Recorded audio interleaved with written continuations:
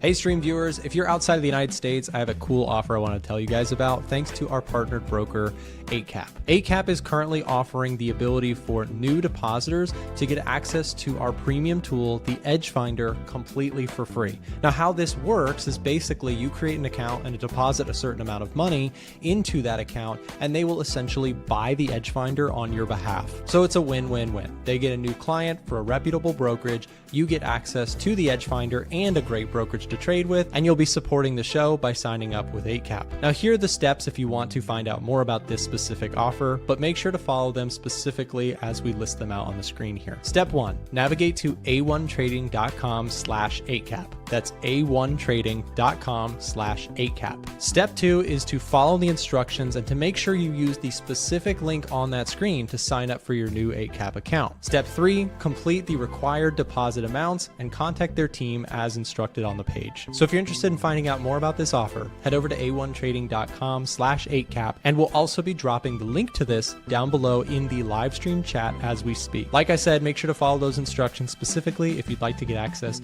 to a free copy of the Edge Finder if you meet the deposit requirements as listed on the website. Full information, like I said, can be found a1trading.com/8cap. Now back to the stream. Good morning, everybody. Welcome back to another live stream. Hope you're all doing well. Like you just saw there in the ad, if you want to check out 8cap, it is a pretty sweet deal that they have set up for you. You basically get the Edge Finder for free. They buy it for you if you create an account with them. A lot of people do it, and you know, it's honestly so worth it. I can't trade with 8cap because I'm in the US, and CFDs are not a product that are legally accessible to US traders. So, you know, regulated brokerages like 8cap will not accept US clients. But if I could, 100%, if I had a 10K account, 15K, 20K, you know, live account that I wanted to go live on, I would swap over to 8cap and get a free Edge Finder. That sounds like a pretty crazy, awesome deal to me. So we set that up with them, and a lot of people take us up on that offer. It's been great for everybody involved. 8cap gets a client, as you saw in the opening there. You know, we see someone purchase the Edge Finder, but not through their own money, through the broker's money, which is just awesome. Terrible ADP numbers. Yeah, they were a little lackluster here this morning, to say the least. You had 22,000 jobs added compared to 46, so they were softer than expected. And so didn't see too much of a response from the dollar, though. Take a look at the 5-minute candle. You can see a pretty mixed response. ADP just seemingly not causing a big stir. Let's just take a quick look at gold. ADP numbers. You can see a little bit of up move here in gold. Silver has been on fire here. It doesn't look like it pales in comparison to the big down days, but you are seeing a really solid bounce, up 25%. That does not look like a 25% move in silver. Just goes to show how volatile these things are right now. Lee in the chat says, "Hey Nick, does the Edge Finder have a correlated pairs table?" It does not. You've got those all over the internet if you're looking for like to do a study on specific currency pair correlations to one another or something like that. But yeah. Let's see what we've got here happening today. So if I take a look at S&P 500, it's been an interesting earnings season here in the US. We've had a couple companies. It's a very harsh earnings environment. That's what I'm going to describe this one as, because you had companies like Palantir put up remarkable numbers, really impressive stuff. And while it did cause a bump in the stock and the stock jumped, expectations for stocks right now, whoops, I did not mean to click that. Expectations for companies are just very, very high. So we had stellar numbers, really great outlook from Palantir.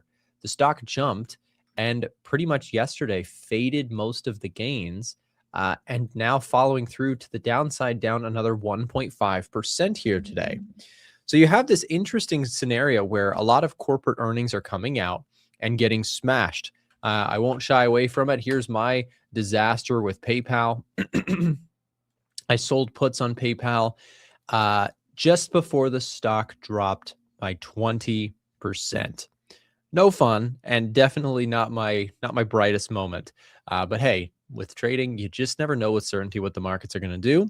And so I had the idea. I like the company. I've liked the company for a while, but the market doesn't agree with me. This stock has been a big loser over time. I started buying. I did well with PayPal before. I bought shares and made some money on the way up, and then I bought shares again. And recently, I clearly sold puts a little bit too early. And I'm now in this situation where I have a losing trade open. What happened? Earnings weren't so great. Guidance wasn't particularly attractive. And they also mentioned that they were going to be swapping out CEOs, or I'm not sure if they're firing the guy or letting him go or whatever, but they're going to change CEOs too. So the market just did not like that. So PayPal got smacked down. And so there is a trade that's not going super hot for me. But let's see, we also have Hood earnings coming up. Who else do we have? We had Disney come out with their earnings, again, get smacked down here. Microsoft came out with their earnings, smacked down. Who else do we have? Meta was good, but even look at Meta, right? Even Meta with stellar earnings, right? Remarkable earnings, up and then faded. So you're seeing this behavior. We have to acknowledge this. If you trade indices, you should be looking at this stuff.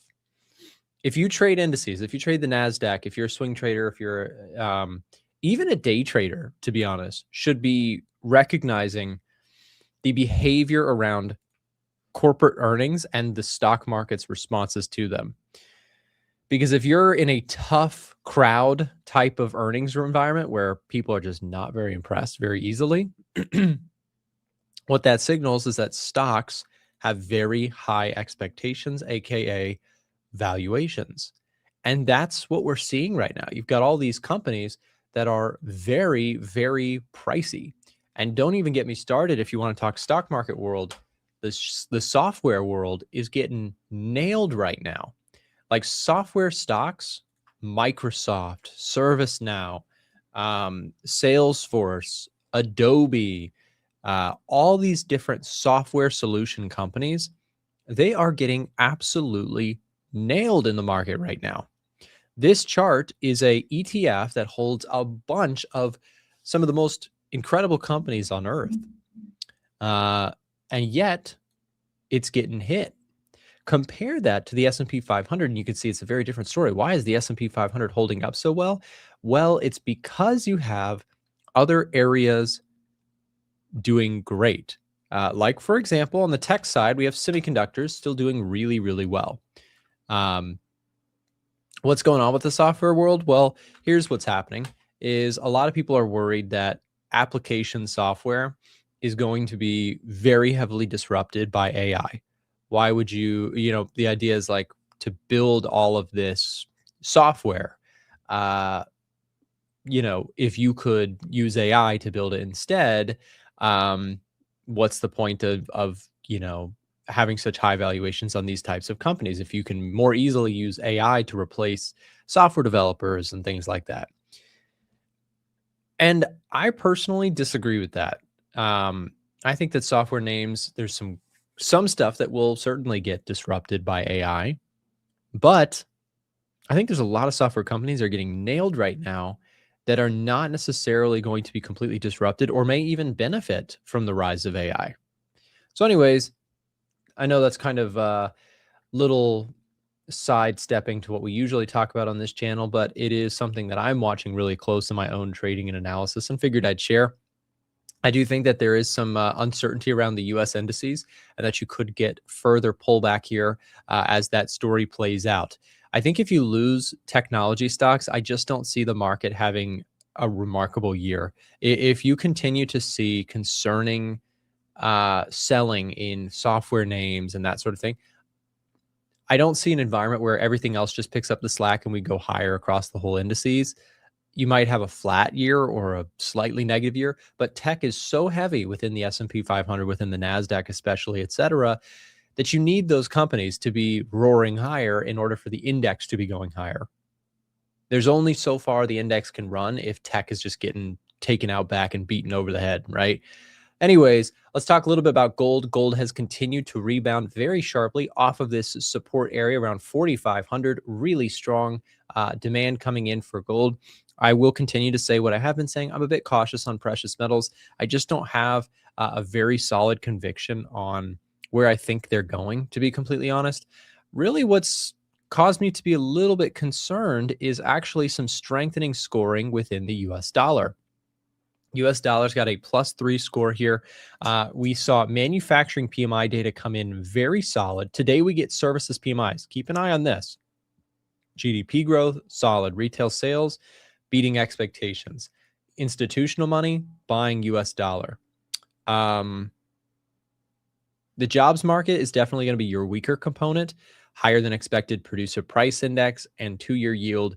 Those things are going to be more supportive of a strong dollar right now. So for me, when I'm looking at this chart, I'm saying, okay, if I think the dollar could have some strength to it, that I think it may have gotten a bit oversold here, and we're now seeing a little bit of a retracement, what I would watch for is that if you're a bull on precious metals, watch the dollar index around 61.8 to 50% retracement. If you get a response here, right, then perhaps precious metals can continue their run. So I'd look for some rejection candles. I'd look for some false breakouts, some failure there. If you're looking at the gold and silver chart, I think the dollar is sort of a steadier chart to look at, as the high margins and kind of all the craziness happening in precious metals can sometimes be that the price action's wild right now, that my thought process is you could just keep an eye on the US dollar. But yeah, Nick, I was expecting to have bought the dip in gold.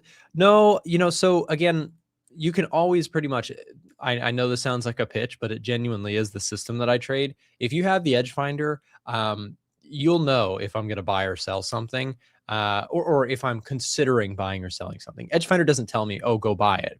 But if gold has a neutral reading within Edge Finder, there's a 95% chance you will not see me buy gold, right? Because what that tells me is that my system, I'm highly systematic in my trading approach. Edge Finder is the system that I use to screen. So if my screener says neutral, you won't catch me just taking a stab at gold longs, right? Because I don't trade like that. I'm incredibly, I have to have the check mark from my system in order to execute trades, and it has saved me time and time again. Many times have I wanted to, oh yeah, this looks like a good buy here. I don't want to miss this. And straight away, anytime I've strayed away from the system that I use, I found myself more in a troublesome spot than not. Not to say that my system has a magic indication of what's going to happen next. That's not what I'm saying. When I stray away from my system, psychologically, what have I done? I've betrayed what has worked for me in financial markets. Staying systematic, following my rule set, managing my risk. The second you start straying away from your path of, pre-planned strategy, something can go terribly wrong in your trading. So yeah, I'm always 100% of the time, I'd say 99.9. There's sometimes where there's a very rare instance where I might take a trade that's not Edge Finder related for my momentum strategy. Almost always, I've got to have a solid read for me to place money in the markets. And I think that is, that you might say, oh, that's admirable that you've done that. No. That's like a tried and true. I've learned too many hard lessons doing the opposite to now stray away from the system that's gotten me to where I'm at. I'm going to stick with it all the time. So no trades for me on gold. If I'm looking at silver, silver's even got a -5 reading. We have flipped bearish on silver. And that's crazy because we haven't had a silver bearish reading. I can't even remember last time. Am I going to short this one? Well, we have a -5. So this is just tapping into bear territory. The technicals are starting to look a little rough here. I kind of agree with that.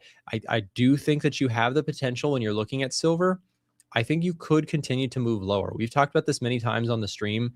I mean, if you're looking at this from a past support potentially turned resistance area, but if I were to take this trade, because it has just barely a bearish reading, this is going to lean more into a very small, if I were to take this short position type of trade. But I am curious, you are seeing the retest after this big move. And I do think that there's, in the short run, a very solid potential chance that we see silver and gold continue to pull back and test some of these moving averages. This is healthy stuff that's going on. So, the longer term traders, if you're a dollar cost averaging type of person, if you're building a position, you're probably like, bring it on. I hope it goes down lower so I can get some better prices. So, yeah. Anyways, up next, we're going to bring in, he's joining me on the show here, my good friend, Chris Pulver. We'll take a look at some markets together this morning. We'll swap him in here and see what he has to say. Hey, Chris, how's it going, man? Good morning. So do you agree with me on precious metals? I think there could be a little bit more of a pullback here to this. There has to be. Okay. No, look at the 200-day moving average. I've been on that horn for a while. This is what I posted this like early January, said by end of March, gold showing signs of a correction to the 200-day moving average. To me, if this is going to obey technically, I'd see this playing out with a high, low, lower, high, lower, low. Yeah. Pretty simple stuff. If it comes back and it goes all the way back to the highs again, I'm not taking the bait. I think this is still going to at least be consolidation, and it's a massive area. I mean, we're talking in double digits. I know that we had a 30% correction in silver. Gold has pulled back around 21%. So there's still more room to go, man. And I think we have to at least find this 200-day moving average creeping up on 600 bars.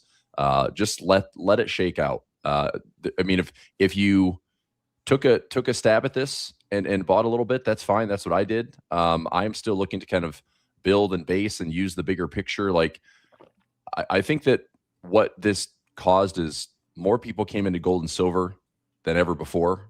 And I think that's exactly why we had such a big shakeout. Did you see that the option volume on gold and silver going into that kind of fateful Friday was as high as the SPY? Like, that's how much volume there was on buying calls. And I mean, it just was a perfect like contrarian setup. I did see that. And, I've heard a lot of people talking about too, that this recent kind of surge in interest in silver and gold has possibly come at the cost of Bitcoin. Have you heard that little conversation going on? I think that's pretty valid. Like, I think you could be seeing, well, actually, I'm going to go out on a limb and say, actually, you have like pretty good evidence that is what's happening. Because I was just listening to one of the, I can't remember what her role was within Robinhood, but she's, one of the market, kind of high up executives that watches, retail activity within Robinhood, not from a sinister perspective, but simply servicing their clients, right? They have a huge retail client base and she was studying what has been, or talking about this very subject. And she said, we've seen surges, dramatic, her name is like Cameron something, you guys can look her up. I was listening to her on CNBC.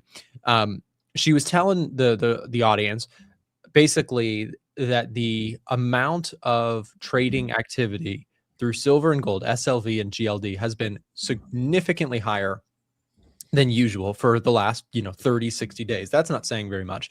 But also at the same time, that same crowd, right? We know the Robinhood crowd is the retail money. It's the quote unquote dumb money that right. also sometimes gets it right, by the way. That crowd is piling money trading in the precious metals world. And so I can't help but think that that's pretty good evidence that that's possibly taking away attention from the Bitcoin crowd. Just at the same time, where I'm going to stick with this, I still think that there is some unwind silently going on in the background, slow, steady, consistent seller from the Bank of Japan stuff that we've talked about over and over.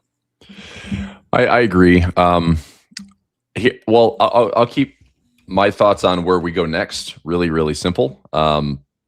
Yesterday was, what seemed to be a pretty decent sell-off was met with support once again. And so we're just trading sideways. We have, you can go back to, I guess we established this range on the 22nd of January, 1, 2, 3, 4, 5, 6, 7, 8, 9. Today's day 10. If we break below, 68.50 with a convincing daily candle breakout, or we break above 7,000, I think market, that's its next direction. Now, we go back to this rising wedge pattern. I still think that the market, kind of needs this correction. Of course, it's going to feel awful if it happens, right? If we break below 68.50 and we drop to 65.50, nobody's going to like that. But I still look at that as an opportunity. I know you said, Nick, that you were loving the software stuff. How you feel about yesterday's kind of obvious software sell-off? So yeah, I was going to ask you about that. So IGV getting absolutely nailed and down another 1% almost here this morning. It is a standout on an island kind of underperformance right now in terms of a lot of the rest of the market.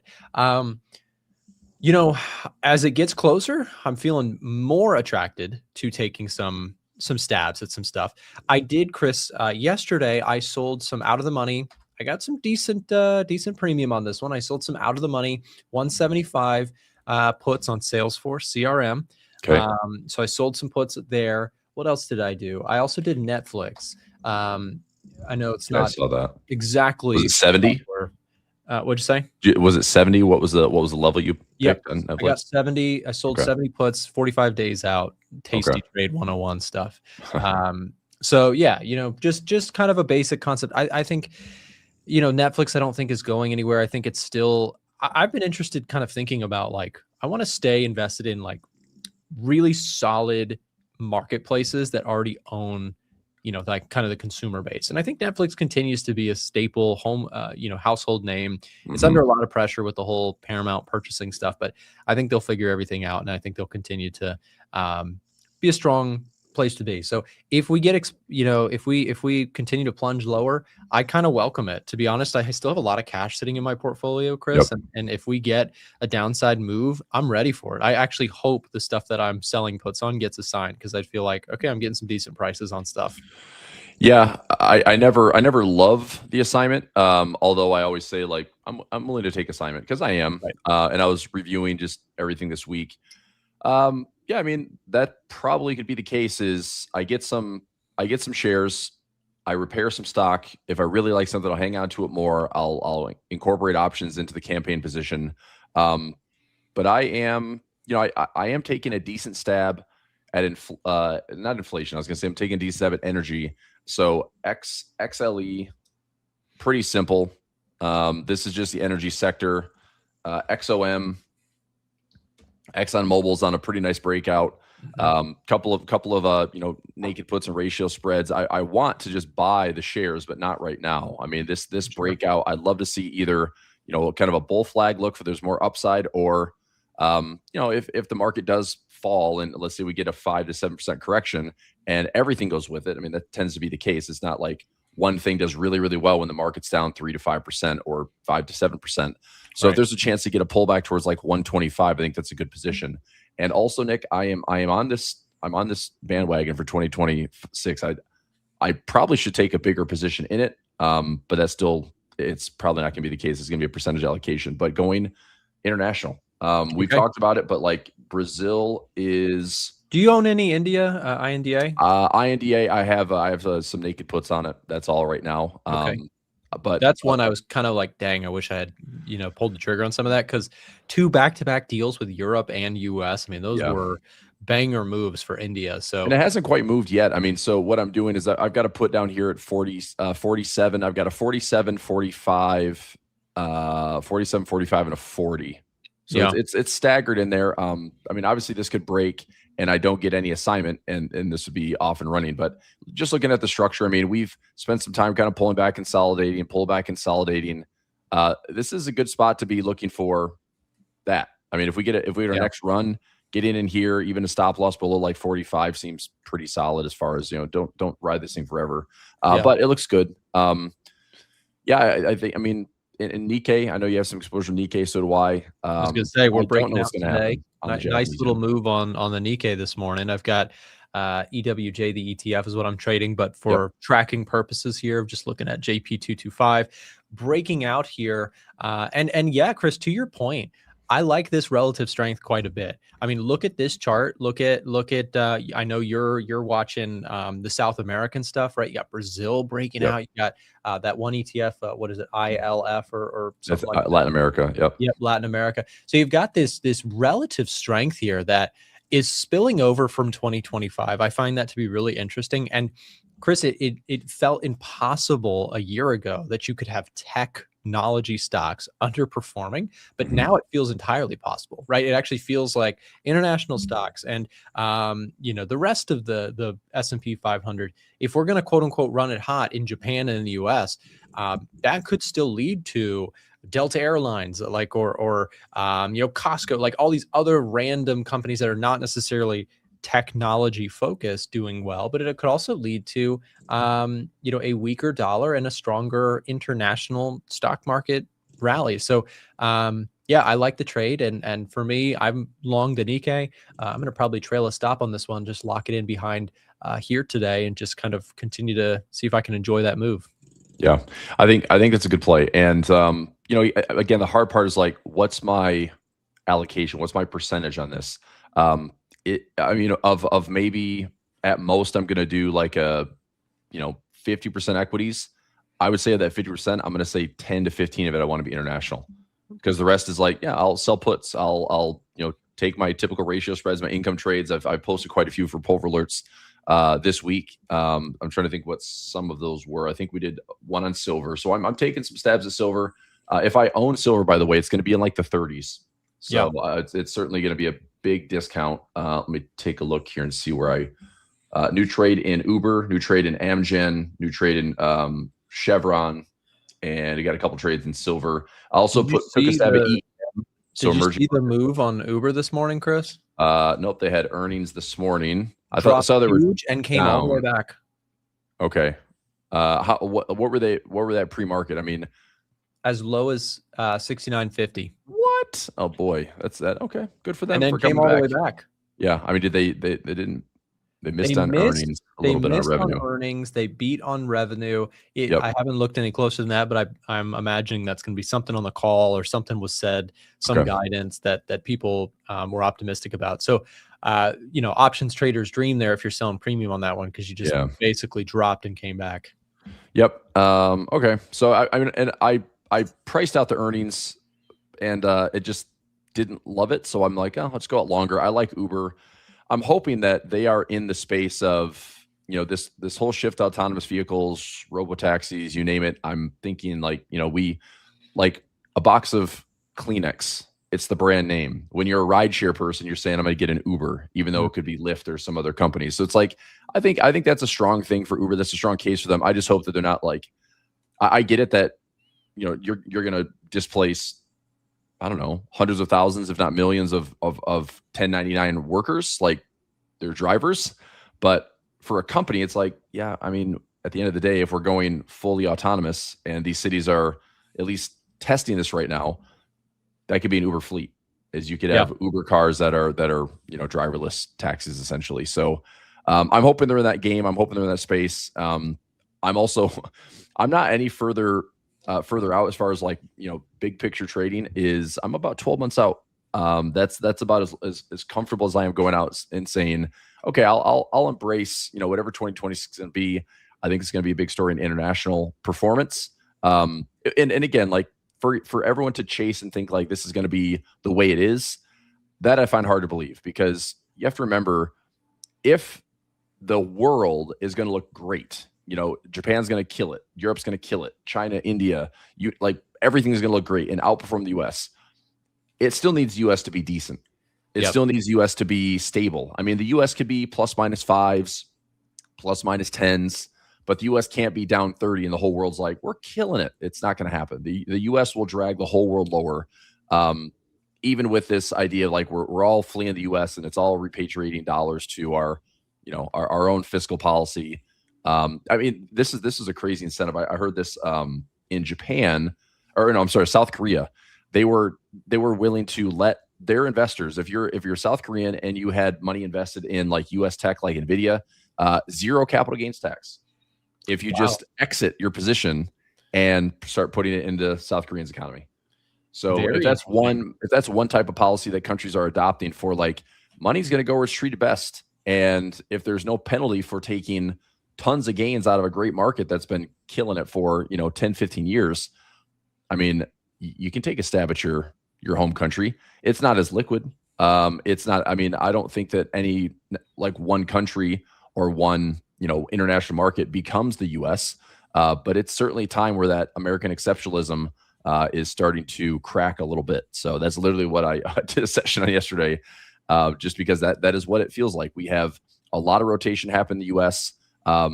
It's going to be like a stock picker's dream and nightmare for 2026. I'm trying to play, the energy side, a little bit more defensive, selling lots of premium. But I also want to make sure I'm not overexposed. I still have about 50, I guess 60% cash still. And I will try to keep that until I see maybe some outlier opportunities we can jump in on, if that's going to be offered up this year. Yeah. Yeah.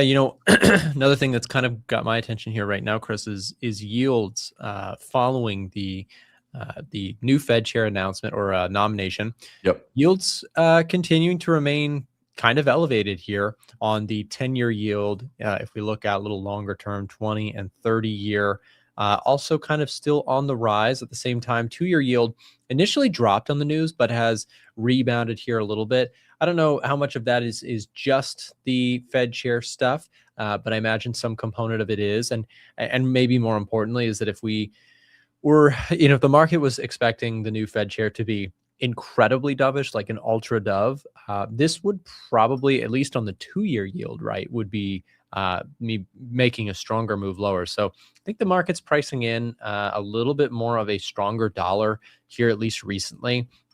You've had a rebound up on the dollar index. I'm really curious to see, as you come back into, you have some levels of resistance here that previously acted as support. I'm curious to see if you do get the rollover, or if the bulls are able to take it back here. And, today we have services PMIs, which could help to kind of make a decision there. If you get a really strong services PMI number, dollar index could be breaking out of that 61. I would say if you get back above that 618 retracement on this dollar index move here on the daily time frame, you may have some legs here. This may have been a false breakout here on the dollar, and we may actually see a resurgence back up to, next area I'd be looking at would be like 99.5. So I'm curious to see, we are not going to get an NFP report on Friday. They did postpone it due to the partial government shutdown. But if you get, solid services PMI numbers, if you start to see the economic data continue to surprise to the upside for the US, you could get a rebound in dollar that has some legs to it. And I'm curious what that does to precious metals, but also what it does to the markets, right? You've had S&P 500 in this grindy sideways market. You've already kind of got some jitters really around software disruption and the debt spending. And now you have this little drama flare up between OpenAI and Nvidia right now.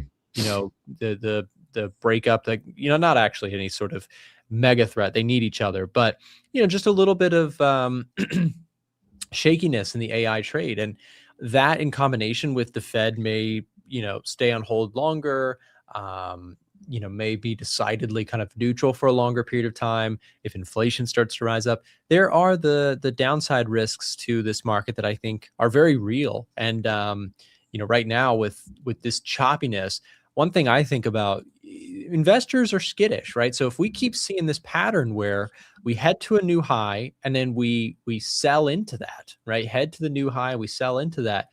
You start breaking through the lows, you could very well see some of that, euphoria trade that's been going on for the last couple years start to really take some profits, as you mentioned, the South Korean situation, but that could be broader in many ways. There could just be sort of all right, we've had a remarkable run up. The easy trade for AI stuff is behind us. The rate cut story has been checked. I'm not outright bearish on the market, but I do think that you have the recipe here for a perfectly normal and healthy, let's see the market pull back 5-10% and reset a little bit. Right. Yeah. I mean, if it does, like 10% or more is not going to feel good. 3 to 5%, we had that during November, right? That little rollover was like a 5 to 6% correction. The S&P, I think we had it's like 7 or 8% in the NASDAQ. But it was like, it bottomed out, I guess, in that NVIDIA sell-off candle, right? That was November 20th. Yep.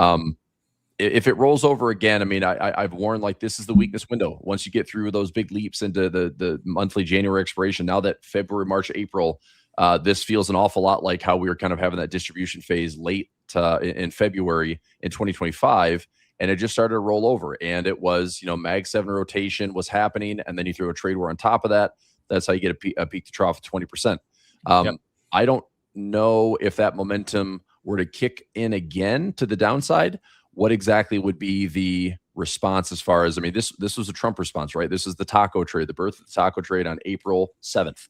I was, on my way to see you guys that week. And it was insane. That week was insane. The candle for the month was down 15%, finished 1% flat, and then we were bullish for the rest of the year. So is it that easy? It's like, just wait, just have the cash ready. Or is it going to be more weeks of this grind fest, which now we're looking at, I said like 9 or 10 days of indecision, but we're looking at like 4 weeks of indecision. And really the market hasn't gone anywhere. I'd say this is that response to that November 20th candle. We established that high, right at the first part of December. We haven't really gained anything since that first little green push in December. It's been very, very choppy to the upside. And at the same time, Nick, I had some trades yesterday. I'm like, well, maybe I can sell like a 7150 to 7200 kind of call spread, or do like a broke wing butterfly and give myself some upside traps and whatnot. But I'm like, I wouldn't put it past the market to have Google today, Amazon tomorrow. Market's kind of reassured that Mag 7 is still strong and kicking butt, and then we're back above 7,000. There's actually some momentum there too. It just wouldn't surprise me. So, my next stage is I'm watching this stuff closely. I want to see if we get a convincing breakout one way or the other. Mag 7 wise, we've had at least a decent jump in Apple. So if you look at mags across the board, I'm kind of looking at this corrective channel for right now. But take a look at Apple.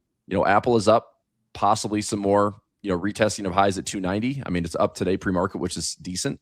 Amazon still has room to go up. It's pretty well postured. I'd say that what's dragging, your top 10 stocks down, your mags or your top 10 stocks. Broadcom sitting at a pretty major support level. This is one to keep an eye on. If we get back above 340, then I'd say Broadcom probably looks pretty good back to retest highs. If it's going to be a further correction, like that's going to weigh on Mag 7 and everything else.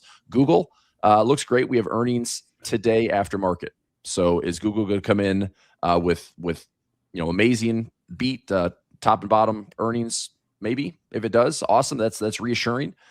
Meta, big gap up, but it's filling. Microsoft struggling. Like, this is now like one of the worst performing Mag 7 stocks, and it is trading. It's not Liberation Day lows, but man, are we getting there? And part of me is like, should I be selling premium on Microsoft, or is this a software company? It's not, but it's like, is that how it's being treated right now? Is this in the software space? Your Windows or your Microsoft Office, all that stuff is like, is that what this is being treated like? I don't know. I wish Microsoft would. I don't know. It sucks to see a company that's had such an amazing 15 years and has been a front runner. Like, yep, we're going to be in the AI space. Microsoft is, but cloud computing is different, and it's like it's being treated like a software company right now. Yeah, Chris, I've got a chart of the day for us here. We do this pretty much every time we're together. So you kind of alluded to it, taking just a quick look at seasonality for the month of February. So what we are going to be looking at here is the last 10-year average return of a couple markets in specifically the month of February. So when we take a look at, for example, the Dow Jones, you can see that in February, you have a average in the last 10 years of about minus 0.8%. So a negative bias on that front. If we also just switch over to NASDAQ, you can see a minus 0.38% average return over the last 10 years. S&P 500 minus 0.44%. And then it actually goes global too. The Nikkei actually seeing a minus 1% drop over the last 10 years on average in the month of February. So just something to look at also with the DAX minus 0.35%. So just kind of something to consider is, February is historically going back to like 1950s. It is a slightly negative expected month. for the S&P 500 and the NASDAQ. Now, does that mean that you should just go selling these things because, hey, February is negative? Not really. These are not huge. It's not like, oh, you sell in February and you make a quick 5% on the markets, right? It's not that easy, but it's showing clearly, to your point, you have a little bit of rockiness in the month of February going back over time. And so I think it's entirely possible that if we're going to see a little bit of a shakeout, a little bit of a volatility event, I've said this a little while, a couple times here into New Year's. I think that, the volatility event could be sooner rather than later, that you could have this AI concern spill out, that you could see further downside. We also have, uncertainty surrounding the whole Iran US, situation. You have tensions there that could spill over into some sort of continued spike in the VIX. We did see some action on that yesterday. Volatility has risen a good bit from those lows that was, end of year. So we've seen a little bit of a spike in volatility, but nothing blowing out anywhere. But continue to watch that, because I think it could be an interesting play to for me personally. How I'm handling this, I'm cash heavy. I'm waiting for dips, and I am, ready to act if there were some stuff that continues to get sold off. Specifically, yes, I am watching IGV. I would like to pick up some IGV if we saw a continued sell-off. And I know it looks like a faraway drop from here, but man, look how fast these things are moving. Another, 8-9% to the downside. Very possible. And this is how stuff happens, in markets. Chris, you know this really well. You've been doing this a while. So narratives like this, they can spill over. And a lot of times, not always, but a lot of times, they end on sort of a dramatic, loud ending, like some sort of, you had the flush yesterday, but I'm talking a potential real flush, like where you really see that blowout, the big spike in volatility, and oftentimes that can kind of be the source of kind of a bounce opportunity where you get some forced selling, some deleveraging, kind of like I think we're sort of seeing in the precious metals right now. You had that. I think you're seeing a bounce. The question of follow through to the upside is TBD, to be determined there. But I think that some of this selling pressure that took place in the precious metals, I do personally think was also a combination of forced selling and not really too much speculation there, because we know that the COMEX raised margin requirements on precious metals. So there was some straight up change in margin that very easily could have triggered some margin calls across the spectrum of both retail and institutional investors. So, I'll say it. I'll go on a whim. I actually think, Chris, there may be, for me personally, a small stab. I can't believe I'm saying it, but reversing the trade and actually looking for some small short size positions or short-sided positions on silver, maybe playing for that further retracement down into some of these moving averages, of which, by the way, I know myself and many other longer-term precious metals, I know you too, Chris, would love that, right? That's constructive. We could build into that and find some longer-term valuation play. So if I were to take this trade, just a little bit of a heads up, if I short silver, it'll be with a small stop, and I'll get out of there real quick if I'm wrong, because this thing could continuously melt up higher. It is very possible. Never say never, and it would be a small risk with a stop loss on it. Sure. I think that one play I might look at for silver is like I'm doing, which is just positioning for anything like sub 40, sub 50, as far as taking ownership. There might be a way to, let's say we pull back, high, low, we hit like 50% or 60% ish on the way back. We could also retest the highs. I think I'm going to try to build a position here that might be very low cost and super high risk. Or I'm sorry, super low risk, high reward. I'm trying to think what that would price out to be. Now, I don't know if I want to go after, fresh lows, or maybe I can look at a pin price around maybe 65 as a pin price. I'm curious what this would cost me. I'll take a look at this today, but because this would be trading the stock SLV.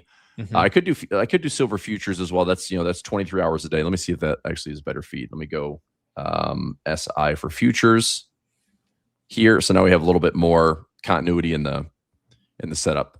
This one might cost more. I mean, it's a silver futures contract, but let's say maybe like 65. Let's look at this one. So let's go silver. Timing. I mean, again, timing will be really important on this one. If I did a trade looking at like 65, so by March, April, as long as it doesn't cost me a bunch, 50 days out, maybe 82 days out. Let's see. So silver, if I could position this, I know we have to go here in just a minute. Let me just try to take a quick step. I'm gonna look at 65 as a pin price. So if I did let's go 75. Geez, these are so many strikes. 75. Wow, there's a ton, right? Nickels and dimes in there. Yeah, so 75 by 65 by 55. And this is essentially a big old profit trap, and then put it in here. So, I mean, that's what I didn't want. Is this why I would look at SLV, because I can make this much cheaper. But essentially, I can set this up with like a 5-to-1 or 6-to-1 reward to risk. So if I can keep this risk under like $500 or $1,000, I mean, it pays like 6-to-1 or 7-to-1. I don't have to be perfect. I just need to see a little bit of continuation to the downside within an 80-day window. I could probably turn this, Nick, to like a 1-to-1 or 2-to-1, which isn't a bad trade. But again, I'm certainly not going to throw $7,000 at it to be, shorting silver. So let me trim that way down. Probably put it on SLV. But something like that is likely going to be set up if you want to look for an inexpensive hedge that offers 5-6-to-1, which wouldn't be too bad. Should be interesting to see. And of course, Chris, we've got all sorts of plays that we're looking at. For listeners, if you guys want to see the trades that we're taking, it is something that we offer as a service. Chris has been in the game for 20 years. I've been in for just over 10 years at this point, watching markets every day. This is what we love. This is what we, are spending all of our time doing. If you want to see the trades that we are taking in real time, we post notifications to members inside of our Discord. If you're interested in signing up for those alerts, if you want to get access to them, send us a direct message. Here is the link here in the live stream chat. Speak directly to a member of our support team here at A1 Trading. They can get you set up with access to Chris or my trade alerts, so that you can get updated anytime we take a position with full context, breakdowns, analysis, why we're taking the trades, etc. It's a great spot to be if you're looking to learn and also to see the trades, like I said, that we are ourselves taking, so that you don't have to sit through a live stream to hear about maybe. Like I'm watching silver, Chris is watching silver as well. We got all sorts of different plays that we're considering. And we will update you there if we take any trades. Chris, thanks very much for coming on to the stream today, and we will see you back on the next one, man. See you tomorrow. See ya. All right, guys. Up next, we have, of course, Marco from Marco's Trading Journey. Stay tuned. He'll be up just after this quick break. Hey guys, I just wanted to jump in for a second and let you know a little bit about today's live stream sponsor, DNA Funded. DNA Funded has very generous profit sharing, up to 90%, and 3 different unique challenge types. For those looking to get funded, they also have speedy payouts, unlimited trading days on the first and second phase of their challenges, a very wide list of different things you can trade with over 800 different assets tradable, and maybe the most important component, a very experienced team behind the whole operation. So if you're interested in learning more about DNA Funded, click the link, check it out, see if it's right for you, and make sure to do your own due diligence to see if what they have to offer fits your trading style. For 20% off, you can use code A1T20. Again, that will be 20% off any of their challenges you'd like to check out. Thank you again to DNA Funded for sponsoring today's live stream. Now back to the show.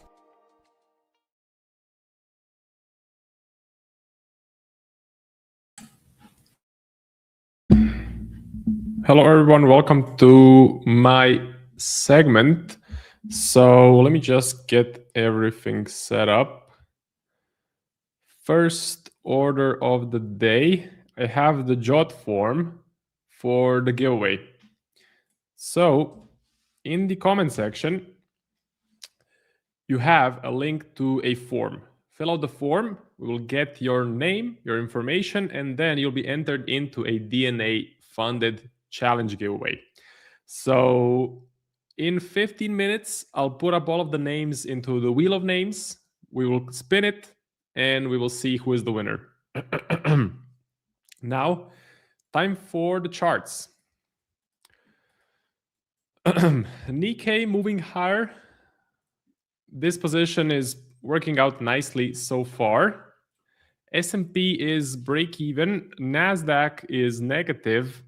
The DAX is also in the red. So essentially, out of all of the stock markets, looks like the Nikkei is doing okay, while the rest of the equity market seems to be selling off.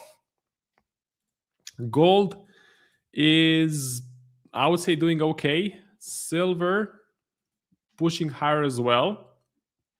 I'm personally looking for buy setups on gold. I know that Nick just mentioned that he is maybe gonna sell silver, that he is maybe looking to sell the metals market. I get the reasoning, and that is why I'm super careful with buying gold. I absolutely need to get a bullish reading on gold to be a buyer. So I'm not going to do anything unless I get a clear bullish reading right here. Silver, what is silver doing on the edge finder? Let's see. Bearish, actually a bearish reading on silver. I guess that is the reason why Nick wants to short, why Nick wants to sell. I would say in terms of the market environment, we're getting a bit of a risk-off environment because US and Iran tensions have escalated a bit. Let me see. So silver, if I put on the fib tool, we have to do it from the beginning of the move to the bottom. I think he's looking at the 0.5 level or maybe 6.8. I'm not exactly sure, but he definitely has the edge finder as a confluence. So we shall see. We shall see what happens. On my watch list at the moment, I have, of course, my trade on the Nikkei. I have the Aussie dollar and I have gold. Those are my three favorite assets at the moment. So on a Wednesday. Let's see. By the way, if you have already entered for a giveaway, we have reset the form. So now your email can get accepted again. So every few days, we're going to reset the form so that you don't get sort of blocked out of the form if you have already submitted your email. So we're working on it. And in the future, we're going to set it up so that it resets every single stream so that you don't basically get blocked by trying to let's say, apply for on Monday and then apply on Tuesday and then apply on Wednesday as well. So you can fill out the form. We cleared it for the day. Let me see some comments. Gang Scott, we just got a lot worse ADP employment change. What could this mean? ADP employment change, I don't put a huge emphasis on those numbers. It is kind of a service that, let's see. It is a service that not a lot of people look at. It doesn't really move the markets much. So I can show you on the DXY. I'm not expecting a massive move out of that. Yeah, just in the few last hours, you can see there's nothing. ISM services, PMIs. So markets react to some news events, but then they completely ignore other events. ADP non-farm change is something that the markets tend to ignore. So for some reason, they don't put a massive emphasis on these numbers. ISM services could be important. So that could actually be market moving. Sorry about that. I think last time we had the ISM services, we had a lot of movement in the markets. So NFP is, of course, a big mover. NFP got delayed from this week to, I don't know, maybe next week, maybe the week after that. If you're wondering about the closure of the shutdown, I think we are right now in a partial US government shutdown, but I think that should end soon because we got some news. Let me try to grab it. I'm looking at the news in red.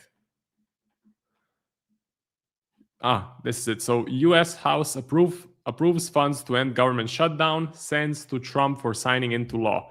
So looks like they got an agreement. Looks like they got into an understanding, and looks like the partial government shutdown won't last too long, which is good for the markets. So the dollar should like this. The dollar should benefit from this sort of news.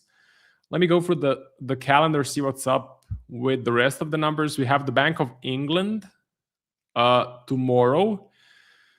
We have the ECB tomorrow as well. And we have some preliminary consumer sentiment, not that important. If you're just looking at the dollar news, I would say this is not that important. The ADP, not that important. ISM services, yes, they do tend to move the markets. ISM manufacturing PMIs, sometimes they move the markets as well. So you kind of have to know what moves the markets. Of course, you can backtest this. You can look at, let's say, every single time in the last 5 years when the ISM services PMI is printed and what kind of a movement happened after the print. And then you can see what the market reacts to and what it doesn't react to. Joseph, hello, welcome to the stream. Sluggy, hello. Tumas, Marco the Man, thank you. Wheel of Names don't like me. AV, what's up? Welcome to the stream. Bashi, Iran-US talks limited to nuclear issue and sanctions relief. Looks like only talks for now. Yeah, so it says only one entry allowed, but that means one entry per live stream, okay? But you should be able to enter on a Monday, Tuesday, Wednesday, Thursday, Friday. Get one entry per stream, okay? So we're working on it in the background, and make sure you fill out the form. Already submitted. Morning, Marco. Are you watching GJ? No, but we can definitely check it out. What's today's data? Welcome, Bashi, to the stream. What is up, Marco? Any thoughts on USD JPY? Yes, actually, I have a lot of thoughts on the USD JPY. USD JPY seems to be exploding back to the initial level. Just to remind you what happened, this was a panic sell, lots of selling, lots of weak hands in the markets, and now we are retracing all the way back up. The real intervention has not happened yet. So the BOJ has not yet stepped in, but once they do go in and they sell those US treasuries, we could see a pretty large move down.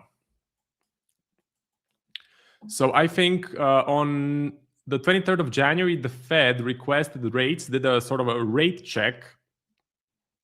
Okay, they did a rate check. Markets learned about it. And then you had a lot of sellers come into the markets, a lot of weak hands who sold. Seems like the market is going to fully recover. We are starting to print a V reversal as far as I can see. So we're starting to get a V reversal. And if we go to 159 or 160, I'll be pretty happy to get in, because I think at those levels, the BOJ will step in and they will start selling. So I think there could be a good opportunity for a sell limit at 159 or at 160. I think 160 is a bit better. And I definitely think we can reach 160. Of course, you will be notified in the A1 trading Discord. Every single trade that I take gets put into the A1 Discord as a signal. If you want to join the A1 Discord, there's a link in the description, and you can use the code Marco. Use the code Marco to get, I think it's 40% off this month. Not sure, but you can get a pretty big discount. That's for USD JPY. Absolutely on the radar, closely watching it. Price seems to be very bullish, and this is just weak hands. So a lot of people sold, they realized what they have done, and now they are back again buying. So pretty funny and a classic market occurrence. People get emotional and they sell too much. I am long New Zealand Swiss. Is it a leading indicator? Joshua, welcome to the stream. Elias, EU looks strong. What do you think of the EU pairs? I'm going to take a look. GJ back at it, back to all-time highs again. I'm hoping the rate decisions for EU and UK finally give Euro GBP some direction. GJ also back to all-time highs. Rate check, yeah, it was a rate check. Yeah, but a rate check doesn't mean that they went in and sold anything. So they just requested rates, which is something that central banks do before they do an actual intervention. Okay, just to check how the markets are doing. I think to maybe check liquidity as well. Not exactly sure, but a rate check doesn't involve any buying or selling. Link for raffle, yeah. Let me put it in again. Copy. So you can find the link to the giveaway in the comment section. NZD USD. Euro dollar. Okay, so looks like you guys really want to see the euro dollar. Let's take a look. Euro dollar daily chart looks pretty interesting. We had a pretty big sell-off as the dollar kept gaining strength. I think the peak was right around when Warsh was announced, or wasn't that? No, sorry, it wasn't. I think Warsh was announced on the 30th of Jan on Friday, so that wasn't the peak. Anyways, the euro as a currency, I don't believe it's very strong. If you go to the Edge Finder, we go to Euro USD, neutral reading. If we go to macro scanners, heat maps, EU, okay, actually the latest data is coming out much better than expected, so it does look all right. But the US looks okay as well. So the data that is coming out in the US, I know we don't have the NFP, but the current data seems okay, seems pretty nice. So I don't see a massive edge on the euro dollar. Where I do see a massive edge is the Aussie dollar, because RBA is the only central bank that's looking to raise interest rates. So the RBA wants to raise interest rates, and they have already done so. Where is it? Where is it? Yeah, here it is. So RBA interest rate decision. You can see the previous number 3.6, actual number 3.85. So they are raising rates, and they're planning to raise the rates even higher. Fed wants to cut rates. If you look at the Fed Watch tool, 2 rate cuts of 25 basis points are planned for 2026. So this is a perfect storm for the Aussie dollar to go up. Okay. So I like the Aussie dollar. What am I looking to do here? I'm looking to get a pullback to the 20 MA. The 20 MA is starting to catch up with the price. If we can pull back a little bit, I'll be pretty happy. I'll be in it with a buy limit. I know Alan is already in from, I think, this level around here. So congrats to Alan. Great entry. Also, there is a level of support. So we have a pretty nice level of support right here. I love everything about this. Aussie dollar, my favorite currency pair at the moment. Now, time for the giveaway. Let me just check if I got all of the names. Let's take a look. Today is the 4th of February. Okay, 4th of February. Yeah, that's it. So let me copy the names. Put them in our wheel. This is it. And spin. So let's see. AV. Hey, so congrats to AV. You are the winner for today. After my segment, after the stream, I will email you with the free challenge. So the challenge is gonna be, let me tell you, it's gonna be a 10K one-phase account. Okay, you can expect an email from me after my segment with the code for the free challenge. Congrats to AV once again. And now, time to continue with the program. Is this AV? Okay, awesome. So actually, I've known AV for I think it's actually 1 to 2 years now. So AV was a really active member in my old community, and that's amazing that he won. So congrats to AV, and you can expect an email from me. So awesome. Yeah, AV was in Zentum. Gold. I talked about rigged. I talked about gold. What's the game plan? Maybe some of you joined a bit later. So my game plan is to buy it. I definitely want to get into some buy setups, but I do want to get a confirmation from the Edge Finder. So looking at the Edge Finder, gold at the moment, top setups, gold, it's neutral. That's a bit of a problem. So I need to see a bullish reading on gold, and then I'll be pretty interested to get in. I think most of the selling has happened. I would say fundamentally, this is still overall bullish. If we get more of a risk-on environment, And especially with Trump, we should get it because we had some more tensions with Iran. We have Venezuela, we have Greenland, we have tariffs. If we get more tariffs, it's going to be a risk-off environment as well. With Trump being in office, drama is a guarantee. I don't see Trump stopping anytime soon with the tariffs and the threats. Also, inflation in the United States is elevated. If we look at the inflation data, let me show you CPI. In the US, inflation is 2.7%. That is above the target. Target is 2%, and that means inflation is elevated.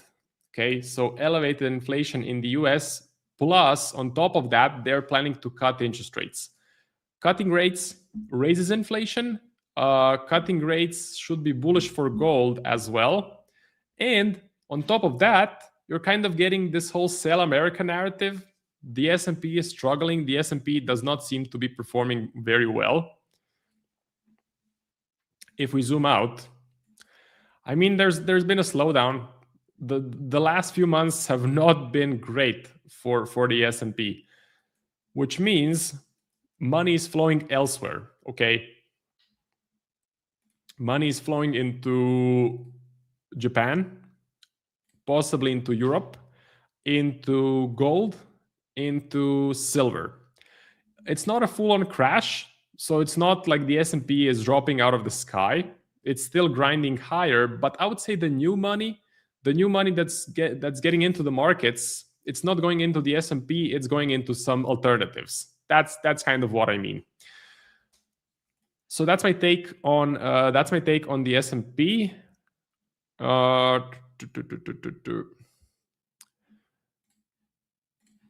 Gold, that's the play with gold. Anything else that's interesting? Bitcoin. Bitcoin looks very bearish. So Bitcoin is in a sort of a crypto winter. We are below 100K. There's a lack of narrative. Price action is super bearish. Bitcoin is no longer this cool thing in the shadows. Institutions are now invested in Bitcoin. What's MSFT doing? No, MSTR, MicroStrategy. Yeah, just looks bad. So MicroStrategy, Michael Saylor's company, all of the equity from MicroStrategy is invested into Bitcoin, basically. So the price is heavily dependent on Bitcoin, and this thing just keeps on going lower and lower as the price of Bitcoin keeps dropping. If we don't get a change of narrative, if Bitcoin does not become this cool thing again, I just don't see any buyers stepping in. There's also some fear online about quantum computing and about possibly hacking Bitcoin, thus making your Bitcoin worthless pretty much. So people are hesitant. It doesn't mean it's going to happen, and it doesn't have to happen. But if there is fear, the price is going to be bearish. So as long as there is fear in the markets, the price is going to react in a negative way. It's going to have a sort of a bearish impact on BTC. Ethereum is probably going to be selling off. Yeah, Ethereum almost back to the lows. I think we're eventually going to hit these lows. So really bad story for crypto, unfortunately. I do have some Bitcoin as a long-term investment, but it's not performing well. It looks pretty corrective. One thing that I do like, so if you look at the NASDAQ, look at the NASDAQ, look at this price action. From the 29th of October, we haven't moved much. So for 3 months, we haven't had any movement. But people are still liking the AI story and they want to get in. What are they buying? They seem to be buying Google. Google seems to be doing pretty well, pretty healthy uptrend, pulling back to the 20 MA and rejecting almost immediately. So if you want to play the AI story, which I definitely want to do, Google could be a good way to do it. You know, NASDAQ is flat, NASDAQ is stagnating. Google seems to be doing pretty well. If you have been following the situation, ChatGPT was the #1 software for AI. Google Gemini seems to be stealing market share from ChatGPT every single month. So Google Gemini seems to be increasing its client base, while ChatGPT's client base seems to be decreasing. Also, you have some news out of NVIDIA that the commitment to put, I don't know, what is it, $100 billion or something like that into OpenAI is not a guarantee, or it was up to 100 billion, I'm guessing. So that's not great news. Not really for NVIDIA, but it's bad news for ChatGPT. But of course, NVIDIA is looking to get into the AI game. They can choose from Grok, they can do Google Gemini, or they can do something else. Looks like they are not so hot about ChatGPT. Just a side note. So the weaker ChatGPT gets, the more powerful Google Gemini is going to be. And the price of Google should be going higher and higher as people want to get into the artificial intelligence story. Of course, if there is a crash on the NASDAQ, if there's a crash on the NAS, you can expect Google to drop as well. Time for a quick break for our sponsor, which is going to be DNA Funded. So if you guys are looking to expand your trading capital, if you're looking to get funded, DNA Funded is a great option. With the code A1Live, you can get 25% off any DNA funded challenge.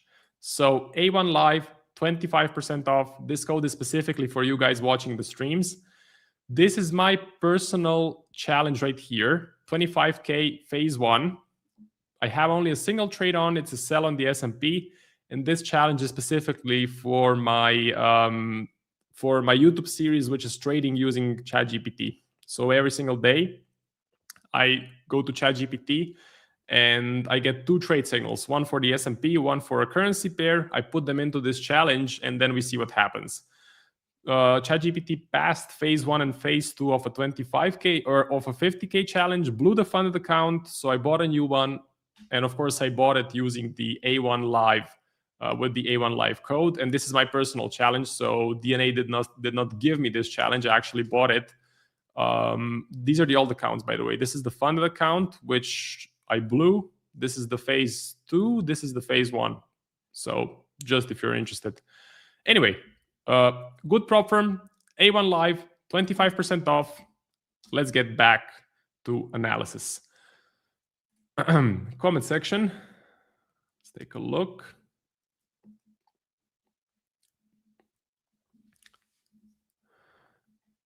AV MVP. Yeah, so congrats to AV once more. Insider trading. Thanks,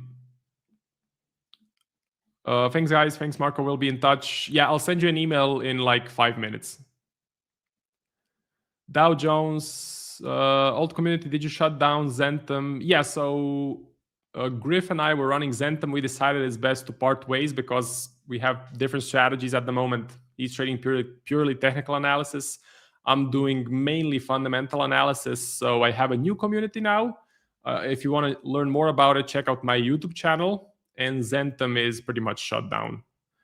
But we have moved on to some more different things that we enjoy a bit more, I would say. A couple of trading days ago, metals were overhyped, overcrowded. X and Y reasons for dump. Now everybody wants it again and will likely crush all-time highs. Irrational markets. Well, you could say it. You could say that, but I think the correction in gold has been pretty nice. I think a lot of weak hands were shaken out. That doesn't mean I'll just go in and blindly buy at this level, but I think this was a nice discount. So you could expect another leg down, absolutely. For me, fundamentally, gold is still bullish. Gold is still a buy. I am waiting for the edge finder confirmation. I don't want to just blindly go in. So at this moment, I'm not going to do anything. But if we print bullish, this level is fine for me. We are above the 20 MA. We are in a clear uptrend. And I think gold will remain bullish for 2026. I think we can go up a lot more. Right, 5K or what is it? What is this? 5.6K may seem like a huge number, but in the financial markets, a lot more crazier things have happened than gold going to, let's say, I don't know, 6.5 or 7K by the end of 2026. So that is about it from me. We have James coming on after me. Thank you very much for watching. And if you want to participate in more giveaways, I'm doing one giveaway per stream, and I'm streaming 5 days per week. You can find my schedule on the A1 live stream schedule. Good luck in the markets. If you have any questions, you know where to find me. And James is coming up. So see you tomorrow. Goodbye. If you're someone in the United States looking for a Forex broker, it's been hard to find recently. There's been a lot of changes in the industry, so I wanted to take a moment to tell you guys about Owanda. Owanda is a US regulated brokerage that allows US traders to trade currency pairs like the euro dollar, the pound dollar, the dollar yen, Kiwi yen, all sorts of different currency pairs. So if you're interested in checking out Owanda, we're going to be dropping a link in the chat right now as we speak. They, again, are a huge brokerage in the United States that allows you to trade without the worry of whether or not your account is going to get shut down tomorrow from an offshore, unregulated, sketchy brokerage. They have been around for a long time, and I've used them myself for a number of years. So if you're looking to trade FX and you're in the US, this is the brokerage to check out in my personal opinion. So take a look at it. We'll drop the link in the chat, like I mentioned, should also be in the description of this live stream. Do your due diligence and see if it's right for you. Now back to the show. Hello. How's everyone doing? Happy, what day is it? Wednesday. Happy Wednesday, guys. Hope you're all well. Seems like there's a bit of beef. Who's got problems in the chat? Interesting. Anyway, Sluggy, Bashi, good to see you guys. Hope you're well. So I put out a tweet. Was it yesterday, day before, maybe a couple of days ago? It was when we had the sort of crash on silver and gold, the metals markets. I decided to buy silver. So I did basically, or tried to do essentially the same as what I did previously with incremental buy orders. So I had an initial buy at 110. I had another one at 100. I cut both of those ones for a small loss, reallocated back at 90 and 80. I've still got another order down here at 70. This one hasn't been activated yet, so, or maybe won't be activated. So I'm looking for around 150. Now, this isn't a swing trade. It's not a day trade. This is obviously a long-term sort of ladder DCA cycle type position. I should also clarify, when it says 20% injection, it's not 20% of the capital. It's 20% of what I've allocated to the trade. So for example, if I've allocated 1%, then there's 0.2% risk on these positions. Does that make sense? I just want to clear that up before anyone gets the wrong idea. But yeah, that's it in terms of the metals. That's all I've got going on, just long silver. I've got a couple of other positions in FX. So I'm long on the New Zealand Swiss. I decided to scale in on this position, which actually isn't looking so great at the moment. So between both positions, it's roughly break even. So no problem there. The pound Aussie, probably on track actually to be one of my best trades of 2026, I would assume. So it's almost, well, we actually did reach 4% profit and then saw a bit of a rejection off that level. But you can see, so at 10%, that would be the final cutoff point. However, that's a bit of a reach. You know, I'd be really looking for the 1.93, 1.92 area. That's sort of the real sort of target, if you will. But there's no official stop. There is no hard stop. It's more a case of at the moment just trailing stop. So you can see we've got the stop trailed at 1.5% in profit here. Moving forwards, long Russell. Now, I don't trade the Russell. I say this quite often, actually. It's not something that I pay much attention to at all. However, I decided to go in basically just on a technical entry. And I'm always in favor of being a buyer of indices markets if they present the opportunity, unless there's a clear reason. Otherwise, like, rate hiking cycle, black swan, whatever there may be. I don't really see that in the picture at the moment. So I decided to enter on a very clean pullback towards the fib, rejection of the 200 moving average, and a break and retest of this previous level of structure. So far, it's running okay. Nothing too interesting in terms of P&L on that one. Decided to go long on platinum as well. Again, platinum's not something I trade too much. However, one of my guys in Elite Traders decided to make a call on platinum, so I jumped in that as well. New Zealand yen. This one is more of just a carry trade. It very low risk. It's more a case of just entering into the flow of the market, letting it run, large stop loss, no take profit, just a catch the flow of the market. And euro dollar. This one, actually is just not doing anything. We entered this one yesterday, and yeah, no development whatsoever. I'm not necessarily bearish on the US dollar. I'm more looking to see if we can get 1.2 to get hit again. So 1.2 has been discussed heavily towards the end of last year, obviously into this year as well, because the ECB has verbally spoken about 1.2. I've said it for a while. I wouldn't expect 1.2 to be a level where we see continuous buying above, but I would expect us to possibly come up for another retest before maybe continuing lower. So with that in mind, and obviously the pullback towards the 200 moving average, let me get rid of this magnet, pullback into the fib, and also previous structure here, it was mainly just a technical play. So yeah, again, not really anything interesting in terms of fundamentals to discuss with you on that one, unfortunately. But that's all my open positions. So I'm quite busy, but yeah, nothing that's overly interesting to talk about, to be perfectly honest with you. He said Bitcoin will dump at 100K. I mean, I think you talk about ICT. I saw his name mentioned earlier. Yeah, I mean, I saw a picture not too long ago about all the posts that ICT has made about Bitcoin. It's like a 100% failure rate. My tweet was funny. Which one, Bashi? Hey James, why are your trades not on Discord? Why? Oh wait, why are your trades not on Discord? They are on Discord. You can see the euro dollar. You'll see New Zealand Swiss. I didn't send. Oh no, sorry. New Zealand Swiss is in there. Pound Aussie's in there. I didn't send silver because there's no stop loss. It's a personal trade. It's very difficult to try and send DCA positions as signals because I have no idea what risk you're taking. It's very easy to blow an account if you're not experienced or capitalized enough to handle a DCA, especially on metals.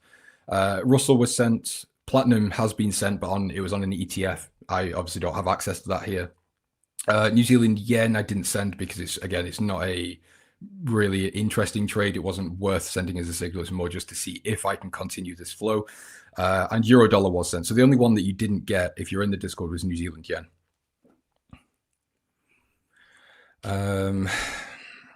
When's the Rock album being released? I have no idea what you're talking about, Josh.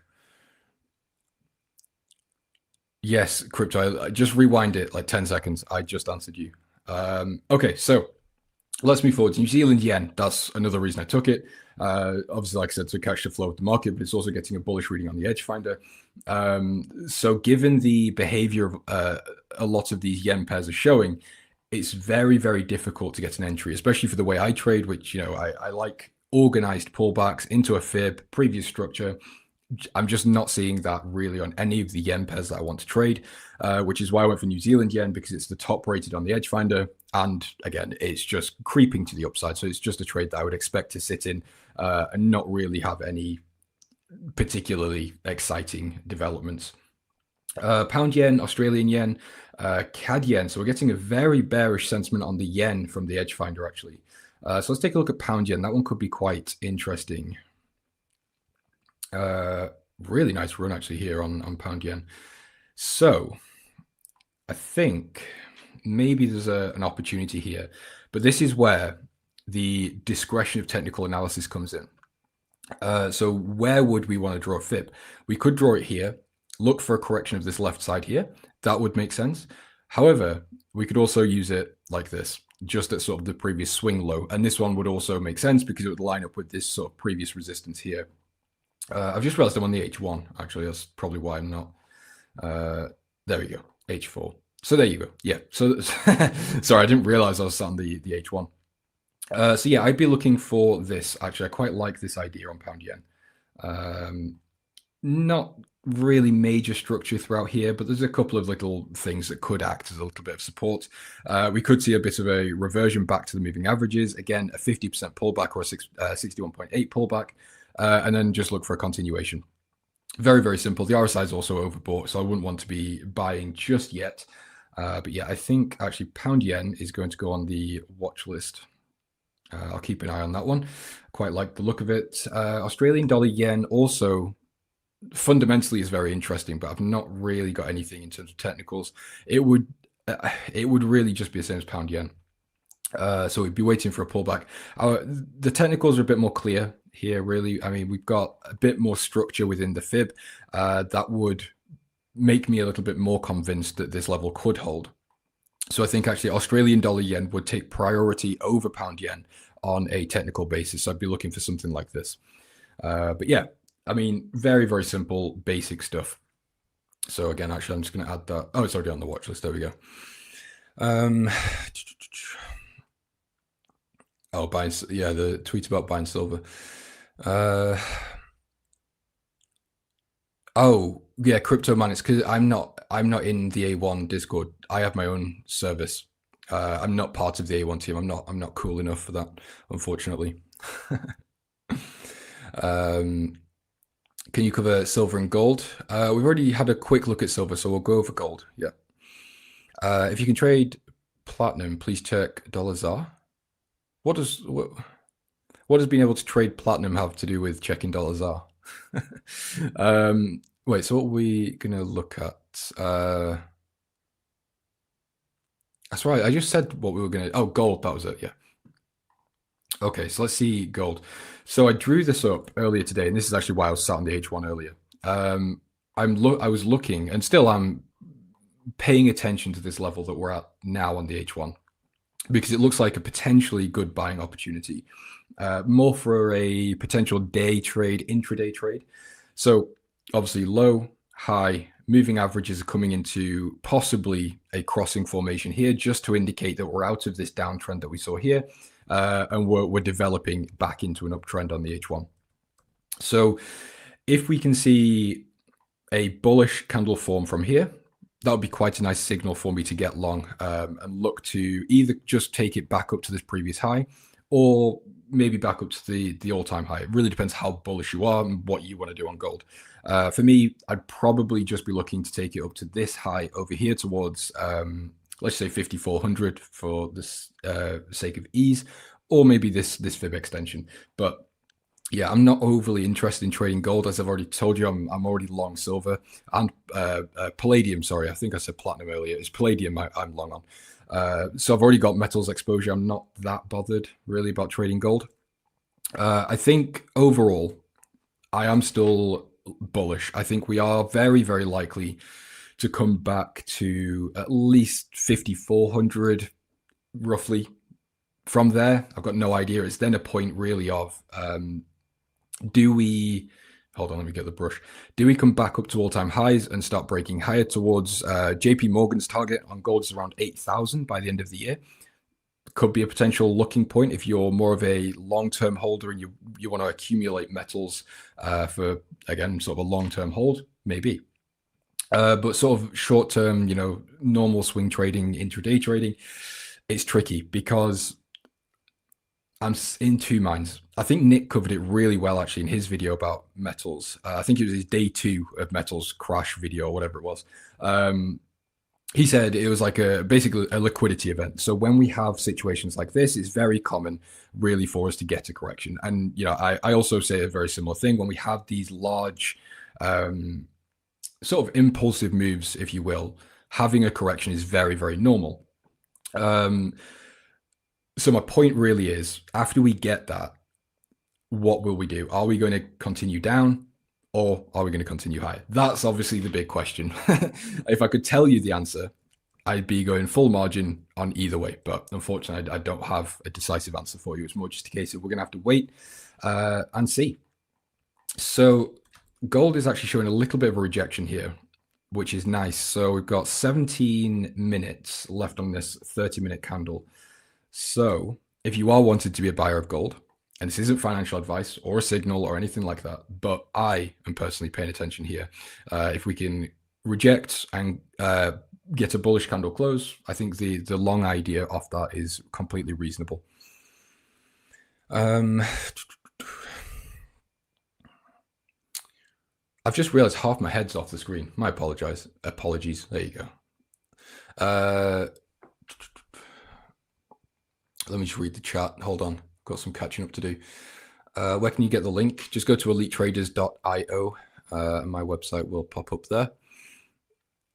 Oh, there you go. Nick's just put it in there for me. or for you. Don't forget news. Have we got news? Hold on, let me just check. I've been out this morning, so I'm not up to date on what's actually going on today. Bear with me for a moment. Let me just pull up my news thing.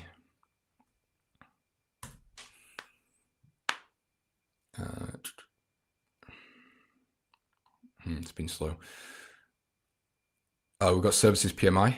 Oh, it's at 3 p.m. Okay, so we've got 15 minutes till news. You had me worried then. I thought I missed another news release. Bad habit. And that's the thing, actually, about being a swing trader. I often completely miss a news release. And then, obviously, when I'm at the desk the next morning, when I do a review, then I'll see it. But yeah, in terms of actually catching them live, it's a bad habit of completely missing them. Anyway, dollars are getting a bearish reading of -7. So let's see what we've got here. The H1 looks like an absolute mess. So let's go to the H4.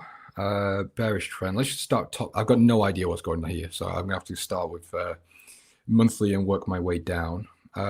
So technically a bullish trend on the monthly, but I'm not going to pay too much attention to that just yet. The weekly has just flipped bearish, actually. So you can see bullish formation on the moving averages. We've just had this flip here to signal that actually the bullish trend is over. And technically, we're now in a bearish trend on this weekly. The daily also in a significantly bearish trend. And the H4. So it's tricky because this really depends where you sit with the dollar. And this is where I'm a little bit mixed. So let's have a little look at what's going on with the DXY. Here we go. So discretional trend lines, as always. Depends where you draw it. But either way, doesn't really matter which one you use. We're seeing a rejection here. So we managed to break below. Technically did close below, but really unconvincingly.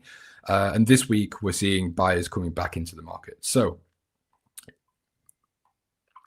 you know, again, it depends. Do you think we're going to end up coming back up towards the sort of 110 level? Are we going to end up going lower towards 95? Again, depends on your view.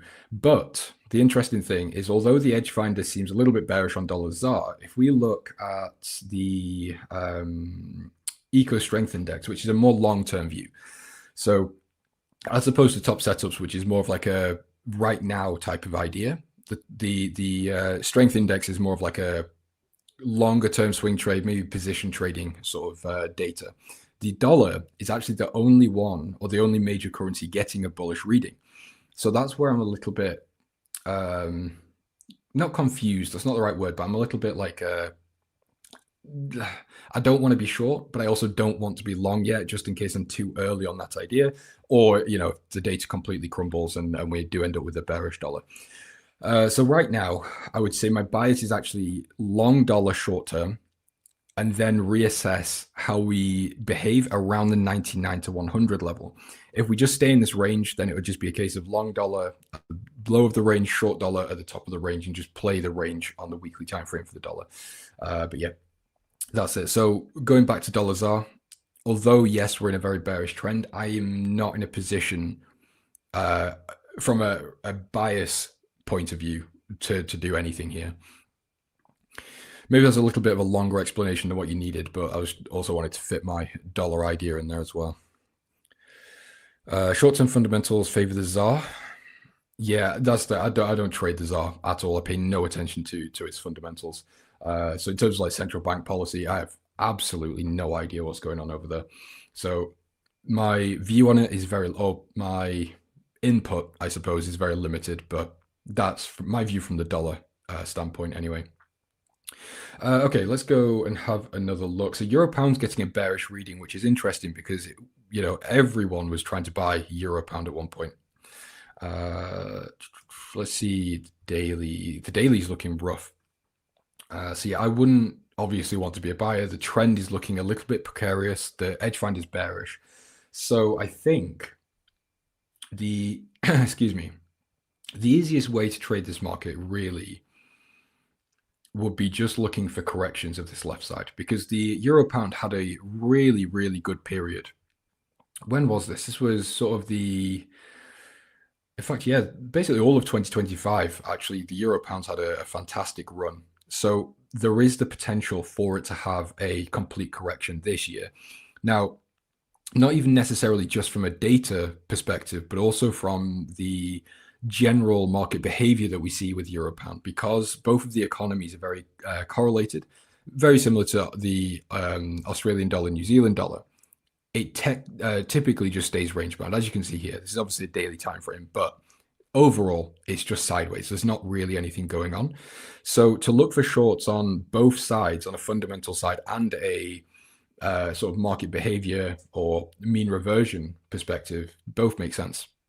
So I think what you could do here is just look for very simple pullbacks and just look to join in on this H4 trend.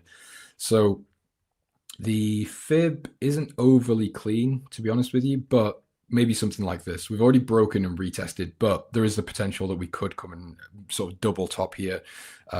Or if you're looking for a bit of a shorter term trade, maybe something like this. That's not my ideal type of entry, but yeah. So that's basically all I've got for euro pound right now anyway. Is it bearish for gold? What, the dollar or what? Euro versus euro pair. Yeah. That big candle on dollars are also mirrors the gold crash. I didn't even pay any attention. Let's see. You are right. Yes. So yeah, maybe you could get a bit more of a correction to the downside on dollars are, but again, it's just not my cup of tea. So something I was looking at on Bitcoin, I've got about 8 minutes left. So I'm not sure if I already covered this with you on last week. I don't think I did, but I was talking with my team about Bitcoin because you know, bit of a disclaimer. I always say this. I don't trade crypto. I'm not a crypto guy. I have some Bitcoin on a ledger, but that's it. I don't trade it, don't touch it really. So my knowledge is very limited. So I, you know, naively maybe was thinking, oh, we're coming down to this 200 moving average on the weekly. It could maybe be a good buying opportunity. However, I did a little bit more of a dive on the technicals here. And what we see is back in 2018, we had an 80% crash. In, when was this? 2021, we had a almost a 78% crash. Are we having another situation like that where we crash? Now, something else to keep in mind is actually this one came down towards the 100 moving average. This one came down to the 50 moving average. So even if we came down towards the 100, we could potentially see Bitcoin come to 50K, maybe 20K, depending on the extremity or the what's the right word for that? The severity of the sort of crash that we're having on Bitcoin. I wouldn't rule it out. I know it's I might sound like a bit of a doomer. Again, I don't have any play on Bitcoin. I couldn't care less. But just from the sort of historical price action and the historical crashes that we've seen, it's definitely not out of the question. So my question is to you, if we saw Bitcoin come down, let's say 30K, would you still buy it at 30K? I know that might seem like a obvious yes, but I think what we've also got to account for is the liquidation event we would see on Bitcoin if we continued running down towards that level. Not even just in terms of like, you know, people losing money, but like, you know, MicroStrategy, for example. I don't really know much about them, but maybe they would get liquidated, which could have a massive impact. Maybe some other people like big Bitcoin holders. Anyway, again, I'm not a Bitcoin guy, so I don't really know what I'm talking about too much, to be honest with you, but it would be a bit scary, I think, actually, if we did see Bitcoin at 30K. I don't think it would be as simple as just buying the dip. I think it might be a little bit more of a shock. James, the BOE and ECB have rate decisions tomorrow. I think it will give Europound some direction. Potentially, I've heard word on the street, and when I say word on the street, I mean from sort of the bank reports and the institutional views that I've read. The Bank of England does actually have potential to cut rates in the next decision, whereas the ECB has almost a 99% probability of holding. So, if anything, we could see some upside, but again, I wouldn't expect a huge divergence to play out in terms of enough to warrant a a serious bias from a divergence perspective. Vlog to the moon, gold to the moon. I mean, yeah, again, as I said earlier, there is sort of Wall Street, I guess, is looking for around 7 to 8K on Bitcoin. Sorry, not Bitcoin, on gold by the end of the year. So whether that happens or not, we'll see. People are shouting to buy the dip on Bitcoin. I think it's a little bit naive to buy the dip right now. And again, coming from my uneducated point of view, but I just think we could come significantly lower. Again, you know, that could not happen. That we could just see a little bit of a pullback to this previous high, and then we just continue to rip and hit, you know, 150K. Maybe, I don't know. But I'm not willing to take that chance just yet. Can't wait for ISM. Should support the ADP. Yeah.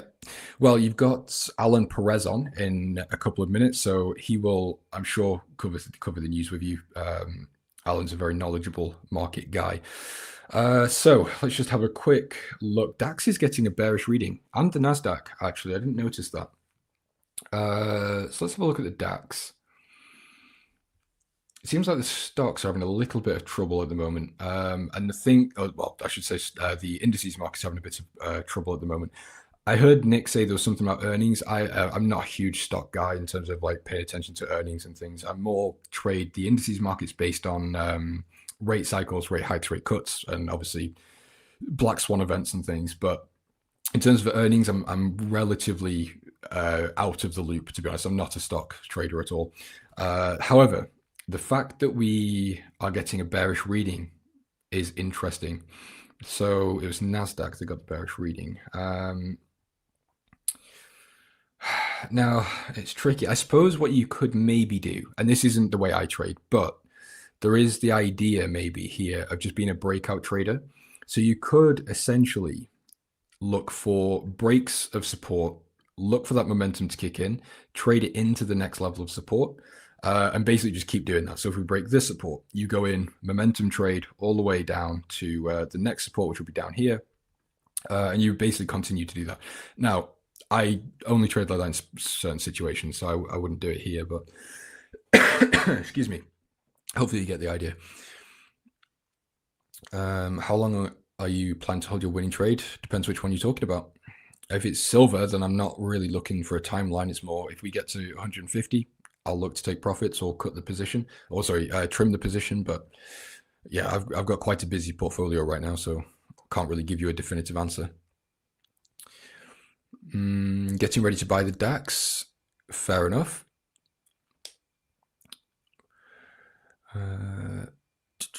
Okay, sweet. So yeah, in terms of the indices markets, let's see. I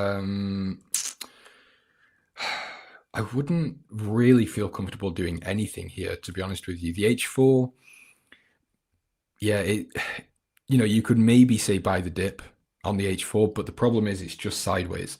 So yes, again, you could buy the dip and maybe would get that breakout to the upside, but the fundamentals right now are against that idea, and it's not looking good for the buyers. I mean, the bears in this market are looking quite persuasive, to be honest with you.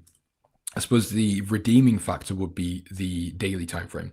So we're still in a very healthy bullish trend. We're coming down, maybe a double bottom here. But again, on that idea, if we end up breaking below these lows, there could be a really nice short opportunity. Now, the last thing I'm going to say, because I've got a minute left, is just to bounce on that idea. I really hope I've still got it. I don't. Hold on. I've deleted it. I think, have I? Yes. Okay, well, I'll remark it up really quickly. Every time we see a crash in these markets, we see a correction back to sort of the post-crash price. Does that make sense? So like here, if you just look at this really quick, COVID crash correction, we didn't actually pull back all the way, but I suppose we used it here as a little bit of support. But even after this downside that we saw here, we rallied and then crashed back down to the 200 moving average and this previous level of resistance. We crashed here. Are we going to use this level again? So there is that idea that we might come down towards 6,000, let's say, for round numbers sake. Now, again, I don't want to sit here and sound like a doomer or like I'm waiting for the crash. I'm not really that type of guy, but it's something to keep in mind and pay attention to. Anyway, ladies and gentlemen, I am going to head off. Thank you very much for having me and being here. Don't go anywhere. You've got Alan Perez coming to take over the show. You're in great hands with Alan. So I'll see you all tomorrow. Stay safe and don't get margin called. If you're enjoying the stream right now and would like to join us beyond just live streams, consider joining our free-to-join Telegram channel. Inside of our Telegram channel, we're sharing daily market analysis, bonus clips from the live streams and videos, giveaways to our products, prop firms, and brokerages, and much, much more. So like I said, if you're looking to stay up to date with ideas that we're looking at in markets, even if you can't make it to a live stream, consider joining our Telegram channel down below in the description of this live stream or being dropped in the live stream chat as we speak. Just click that link, it'll navigate you over to Telegram, click join, and you can come back to the stream. It's totally free to join, and if it's easier for you, you can also just use the QR code that you see on the screen right now. Now back to the live stream.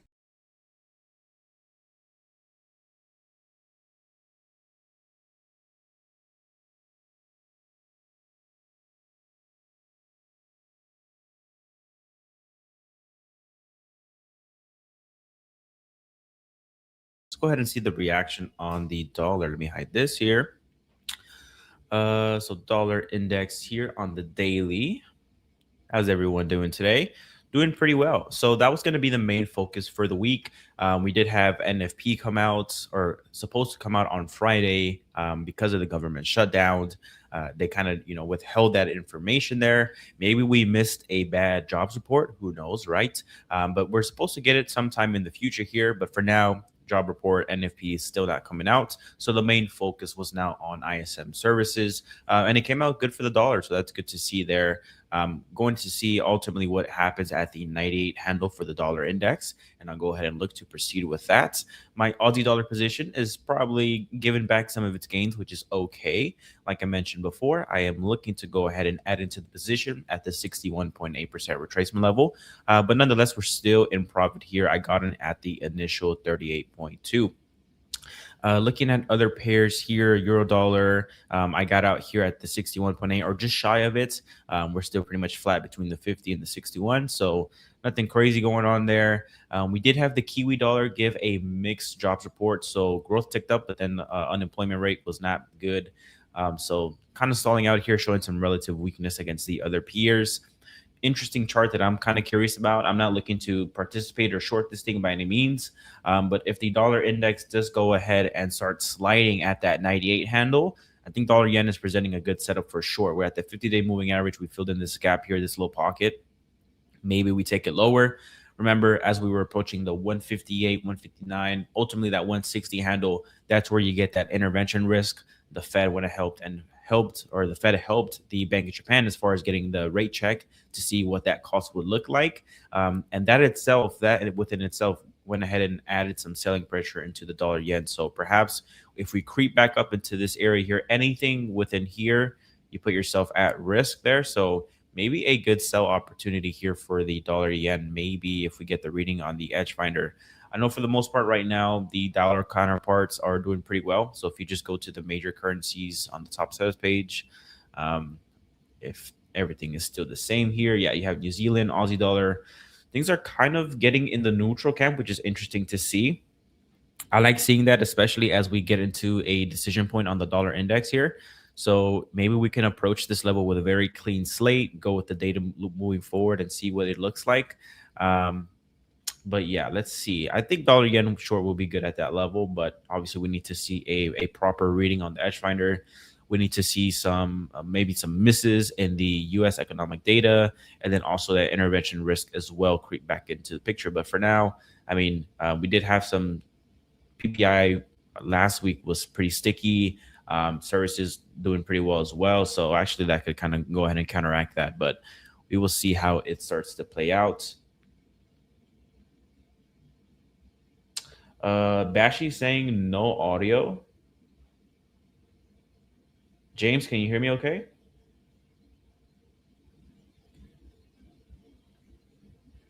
You hear me now? Okay, cool. All right, seems like let's see. Do I need to recap what I said in the beginning? If you could just let me know what was the last thing you heard or the first thing you heard, I'll be more than happy to go back if needed. But essentially, it's good now. It was just the last first 10 seconds. Okay, no worries, no worries. Okay, awesome. Well, let's go ahead and look at some trades that I'm in right now. So we heard 99%. We're all good. All right, cool. You guys scared me a little bit, guys. Don't do that. So the Aussie dollar, right? I'm in this trade. Someone asked me in the Discord, very valid question. Do I think it's going to pull back? Do you miss a trade? Whatnot? I wouldn't add anything after this 38.2%, this initial level. So anything above it, I'm not going to be adding. I'll be just chasing price. If anything, I was already aggressive with that 38.2% retracement that when we dipped into here. So if anything, I'm actually looking forward to maybe getting a deeper pullback in the Aussie dollar. I know that sounds crazy. Like I want to be in drawdown, but not much drawdown, right? It's only going to be about 98 pips from my initial position, which if you're looking at the grand scheme of things, like this bigger picture, like this bigger move, if I were to get filled right there, I have potential 250 pips of upside. So I'm looking at that as a potential, re-entry or adding to the position, but ultimately not looking to put any more on to the position after this level. I think we might get a little slow grind higher, especially with ISM services out of the way. We'll see how the dollar index ultimately digests things. If we just go to the 1 hour time frame, pretty flat, nothing crazy going on, but we'll see how that kind of goes and continues. But slow grind higher would be good for the Aussie dollar. If anything, if we start like approaching like this high here and everything like that, then I'll just trail my stops a little bit. But ultimately, I'm looking to target this level here. If I go to the weekly time frame, this is something I've discussed before in the past, but this level originally right here was a very, very strong level. This 6,900 level, this 1, 2, 3, this was resistance, right? We poked above it with some force. We pulled back into it slightly at that 30.2 where I initially got in. And then the next level that I'm looking to go ahead and catch is this one right here. So that's 7,200. If you just look at the past here, looking left, that's another level that I'm looking to ultimately take my profits on. Now, past that, I don't know where we're going to go, right? I don't know if we're going to break above it or flop on that. Obviously, that's a task for the later. But for now, the fundamentals are pretty lined up in favor of the Aussie dollar. You had sticky inflation. You had a rate hike just earlier this week on Monday. And then you have also, their forward guidance was inflation's elevated. We're looking to act on that if needed. So pretty good story there for the Aussie dollar. So I'm really happy to finally be in the trade. I've missed this whole trade. I've been pretty adamant about Aussie dollar since like way early on, like way over here. And I have just been too aggressive or too conservative with my entry points, looking for these deeper pullbacks that we never ever get.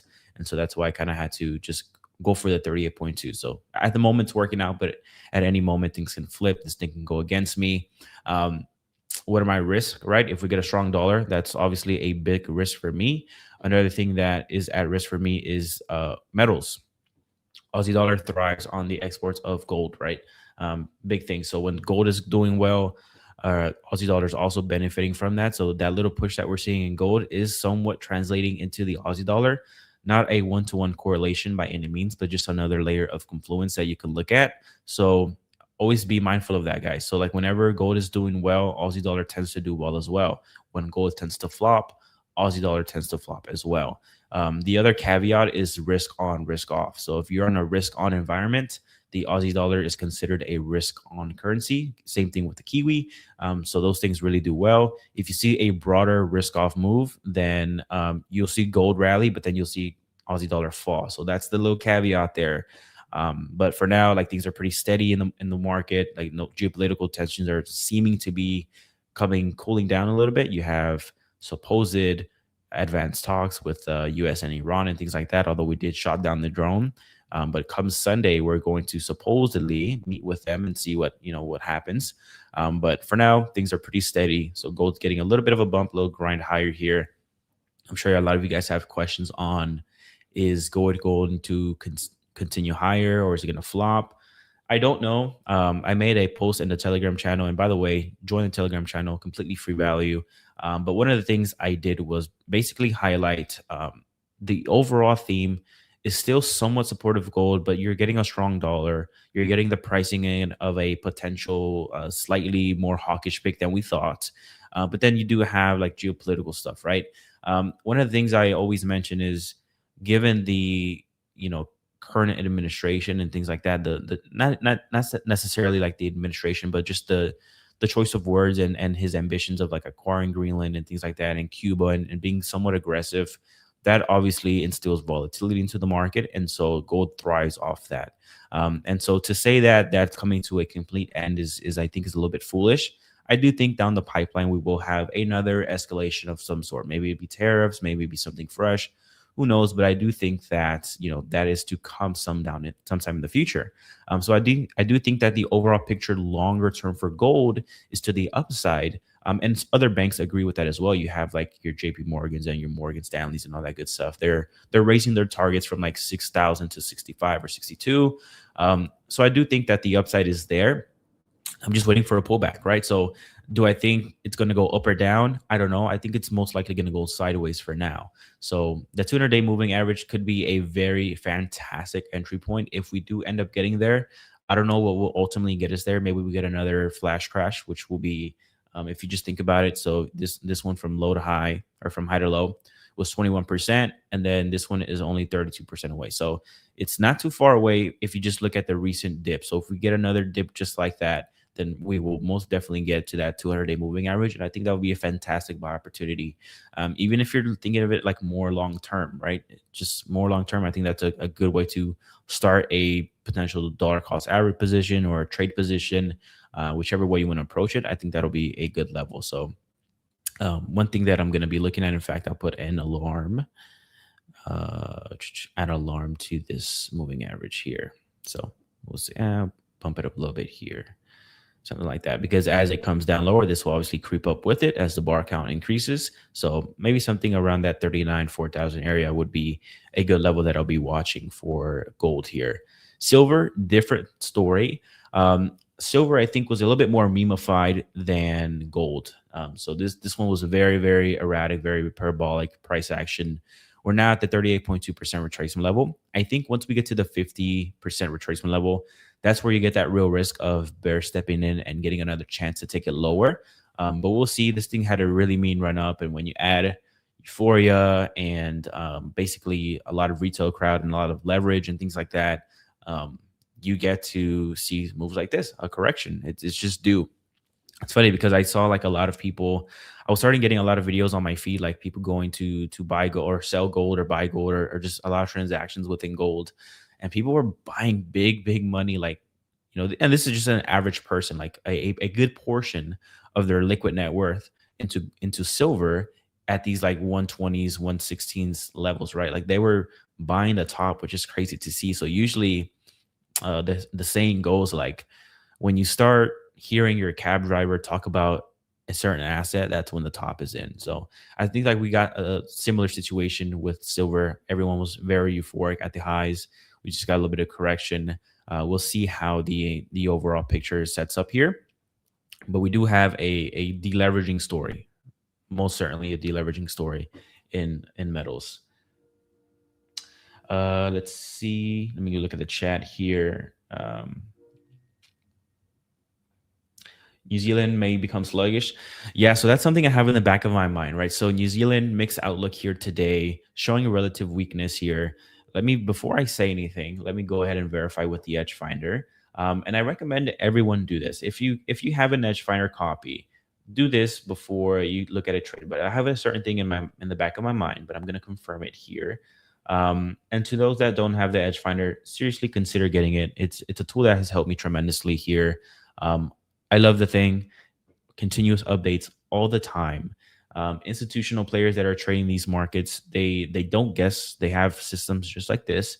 Maybe it looks a little bit different than this, but they have systems nonetheless that automate all of the tedious task of data collection and all that good stuff. So if you take your trading serious and you want to participate or perform at a high level, obviously you need some tools in your toolkit. And if institutions are not doing things like this by hand, neither should you. So definitely go ahead and copy you an Edge Finder. So let's look at Eco Surprise Index here for New Zealand dollar. Someone said, is New Zealand becoming a little bit sluggish? Not yet, right? As of the latest right here, not yet. It's still getting a very good score. However, with this recent miss in the jobs data, maybe that could be the start of a new trend for the Kiwi. So we'll be monitoring this. And one thing I'm looking to do, if the dollar index does catch a bid, then I'm looking to go ahead and start searching for ways I can go ahead and long or short the dollar, go along other assets. One thing I'm looking at is Swiss franc is improving a little bit. It was at 10%. Now it's at 33%. So we'll go ahead and see how that improves there. Dollar index, as far as the technical outlook here, I mentioned this as well to another member here in the group. Someone said, why don't you just buy into this level of what could be resistance and then repivot once we get there and then short it? And then I was like, I don't know, man. I don't know if we, like, ideally you want to get there, but you don't know if you will get there. And it seems like if this continues, dollar Swiss is very sensitive to anything against the dollar. So if you get any slash hints of like sell America or anything like that, dollar Swiss will be the one to go ahead and move, and it will move very, very fast. So looks like we're kind of pivoting here. Maybe this is just a slow grind higher, but we'll see how this reacts for dollar Swiss. One thing I wanted to do was participate if we get up here, but I'm also not going to short and chase price if we just continue lower. There's lots of downside though to go ahead and look at here. So if you just look at the weekly time frame, you do have that 7,000 level ultimately is a good level for the Swiss. If I miss the short opportunity, so let's address it, right? If I miss the short opportunity at the at this level of resistance here, what do? Well, I'm just gonna have to wait. I'm going to wait, and the better trade, in my opinion, would be to go ahead and buy it at these levels here. Very, very extreme discounted levels. Last time we got there, we had a very strong wick higher here to the upside. So I will pretty much have an alarm here. And if we do start creeping here lower, then I'll just put an open order, like a limit order, to go ahead and buy into that. But I would be more than happy to go ahead and buy dollar Swiss at this level. We would need something big for that, to be honest. I don't see it happening. But are you talking about gold, Bashi? I think you're talking about gold, a deeper pullback in gold. I don't know, man. I think anything can happen. You still have like wars. It still needs to be approved, of course, but like, I don't know. I think there's some kind of risk there. Wait, Alan, cab drivers are talking about gold. No, it's just a saying that like when the average person that's not very familiar with markets start making like huge predictions or you know, very firm speculations, is when basically you're at the top or the bottom of a move. But no, I didn't have any personal experience with cab drivers talking about gold.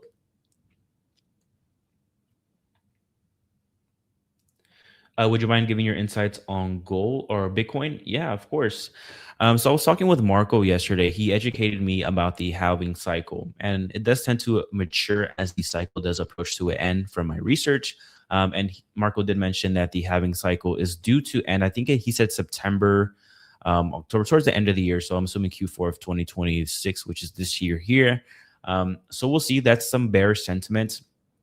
You also have the underlying picture of the carry trade slowly unwinding, right? So if you just look at yields, right, this is the 10-year yield in Japan, elevated. If I look at the 30-year, I'm sure it will be very similar as well. Yeah, still elevated. So that's the story with Bitcoin, right? And for those that are pretty new to this, or I'm sure it's been talked about, but for anyone new listening, in a very short summary, people go ahead and borrow money in the Japanese yen because before it was very cheap, right? You had zero rates, negative rates in the past.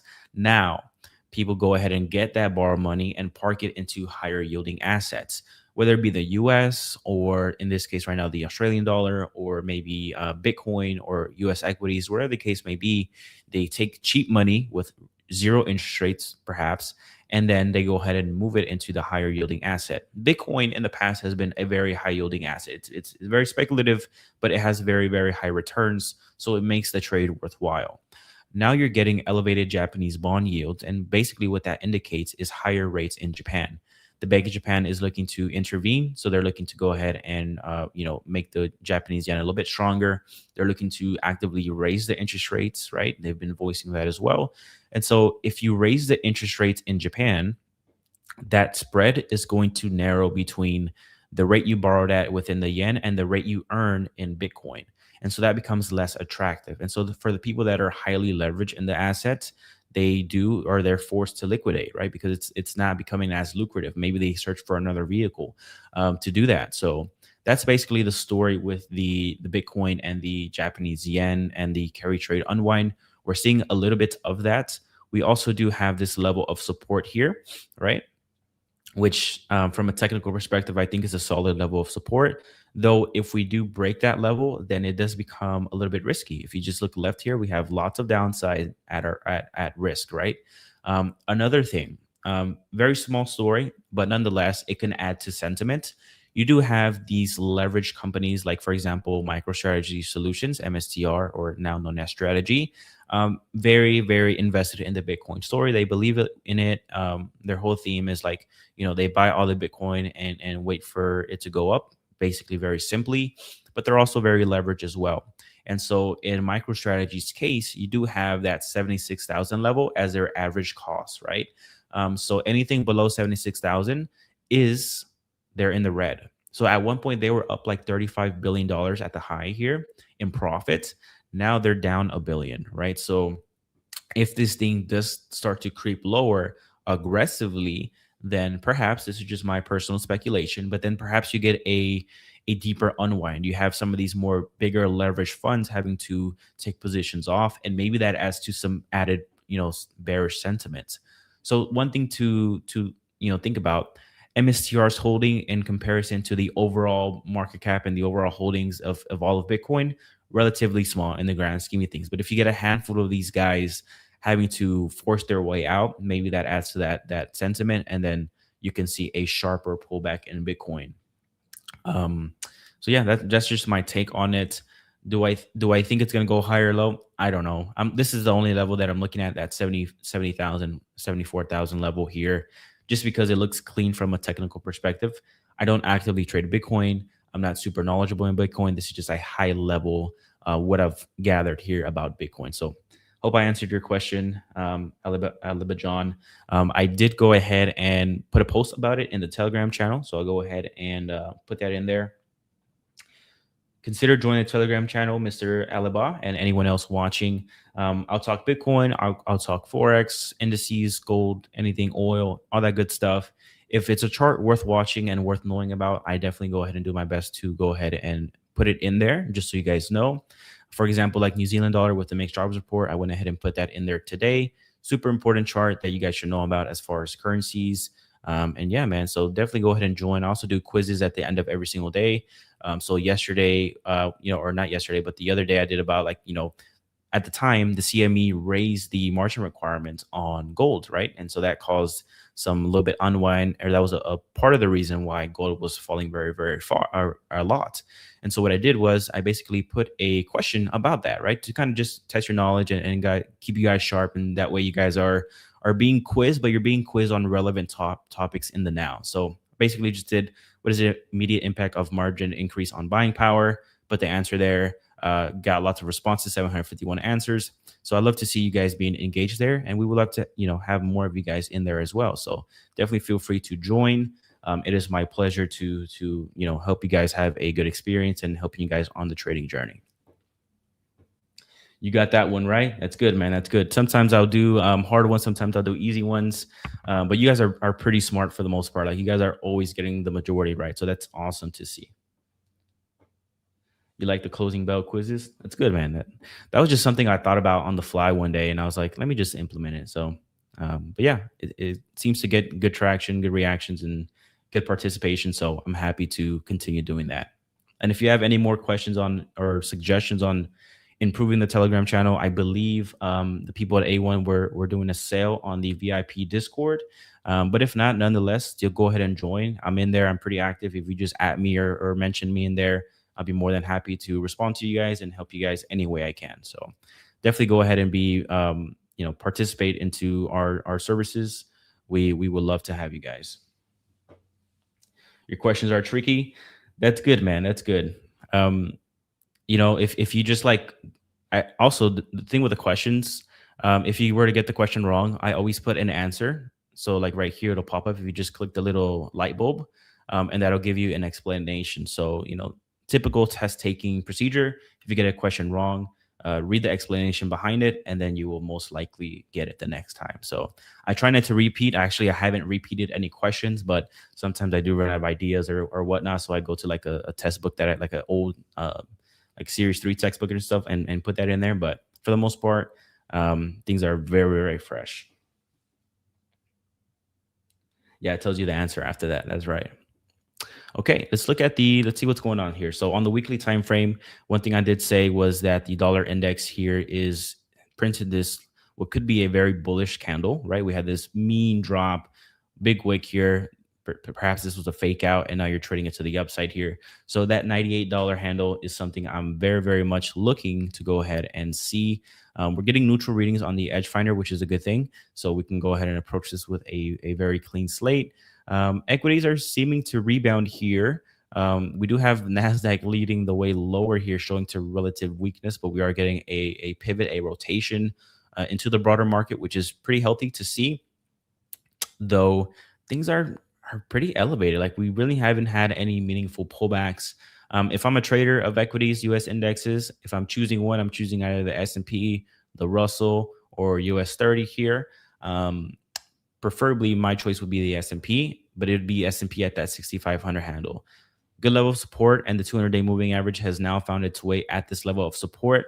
So hoping that it will be a very much an A+++ setup if we were to get the S&P for some reason trade at the 6,500 handle. It would most likely suck in the meantime. A lot of panic, a lot of people will get flushed out. It will be a lot of pain, but ultimately a very, very good level to go ahead and purchase S&P. So something I'll put an alert here as well.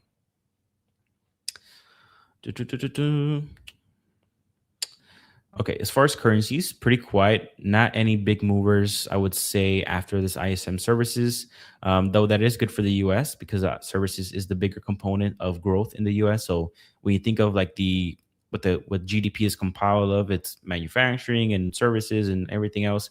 And services is the overwhelming big majority of that. So that's really good for the growth story in the dollar or in the US. So that's why you're seeing a little bit of a bump here in the equities.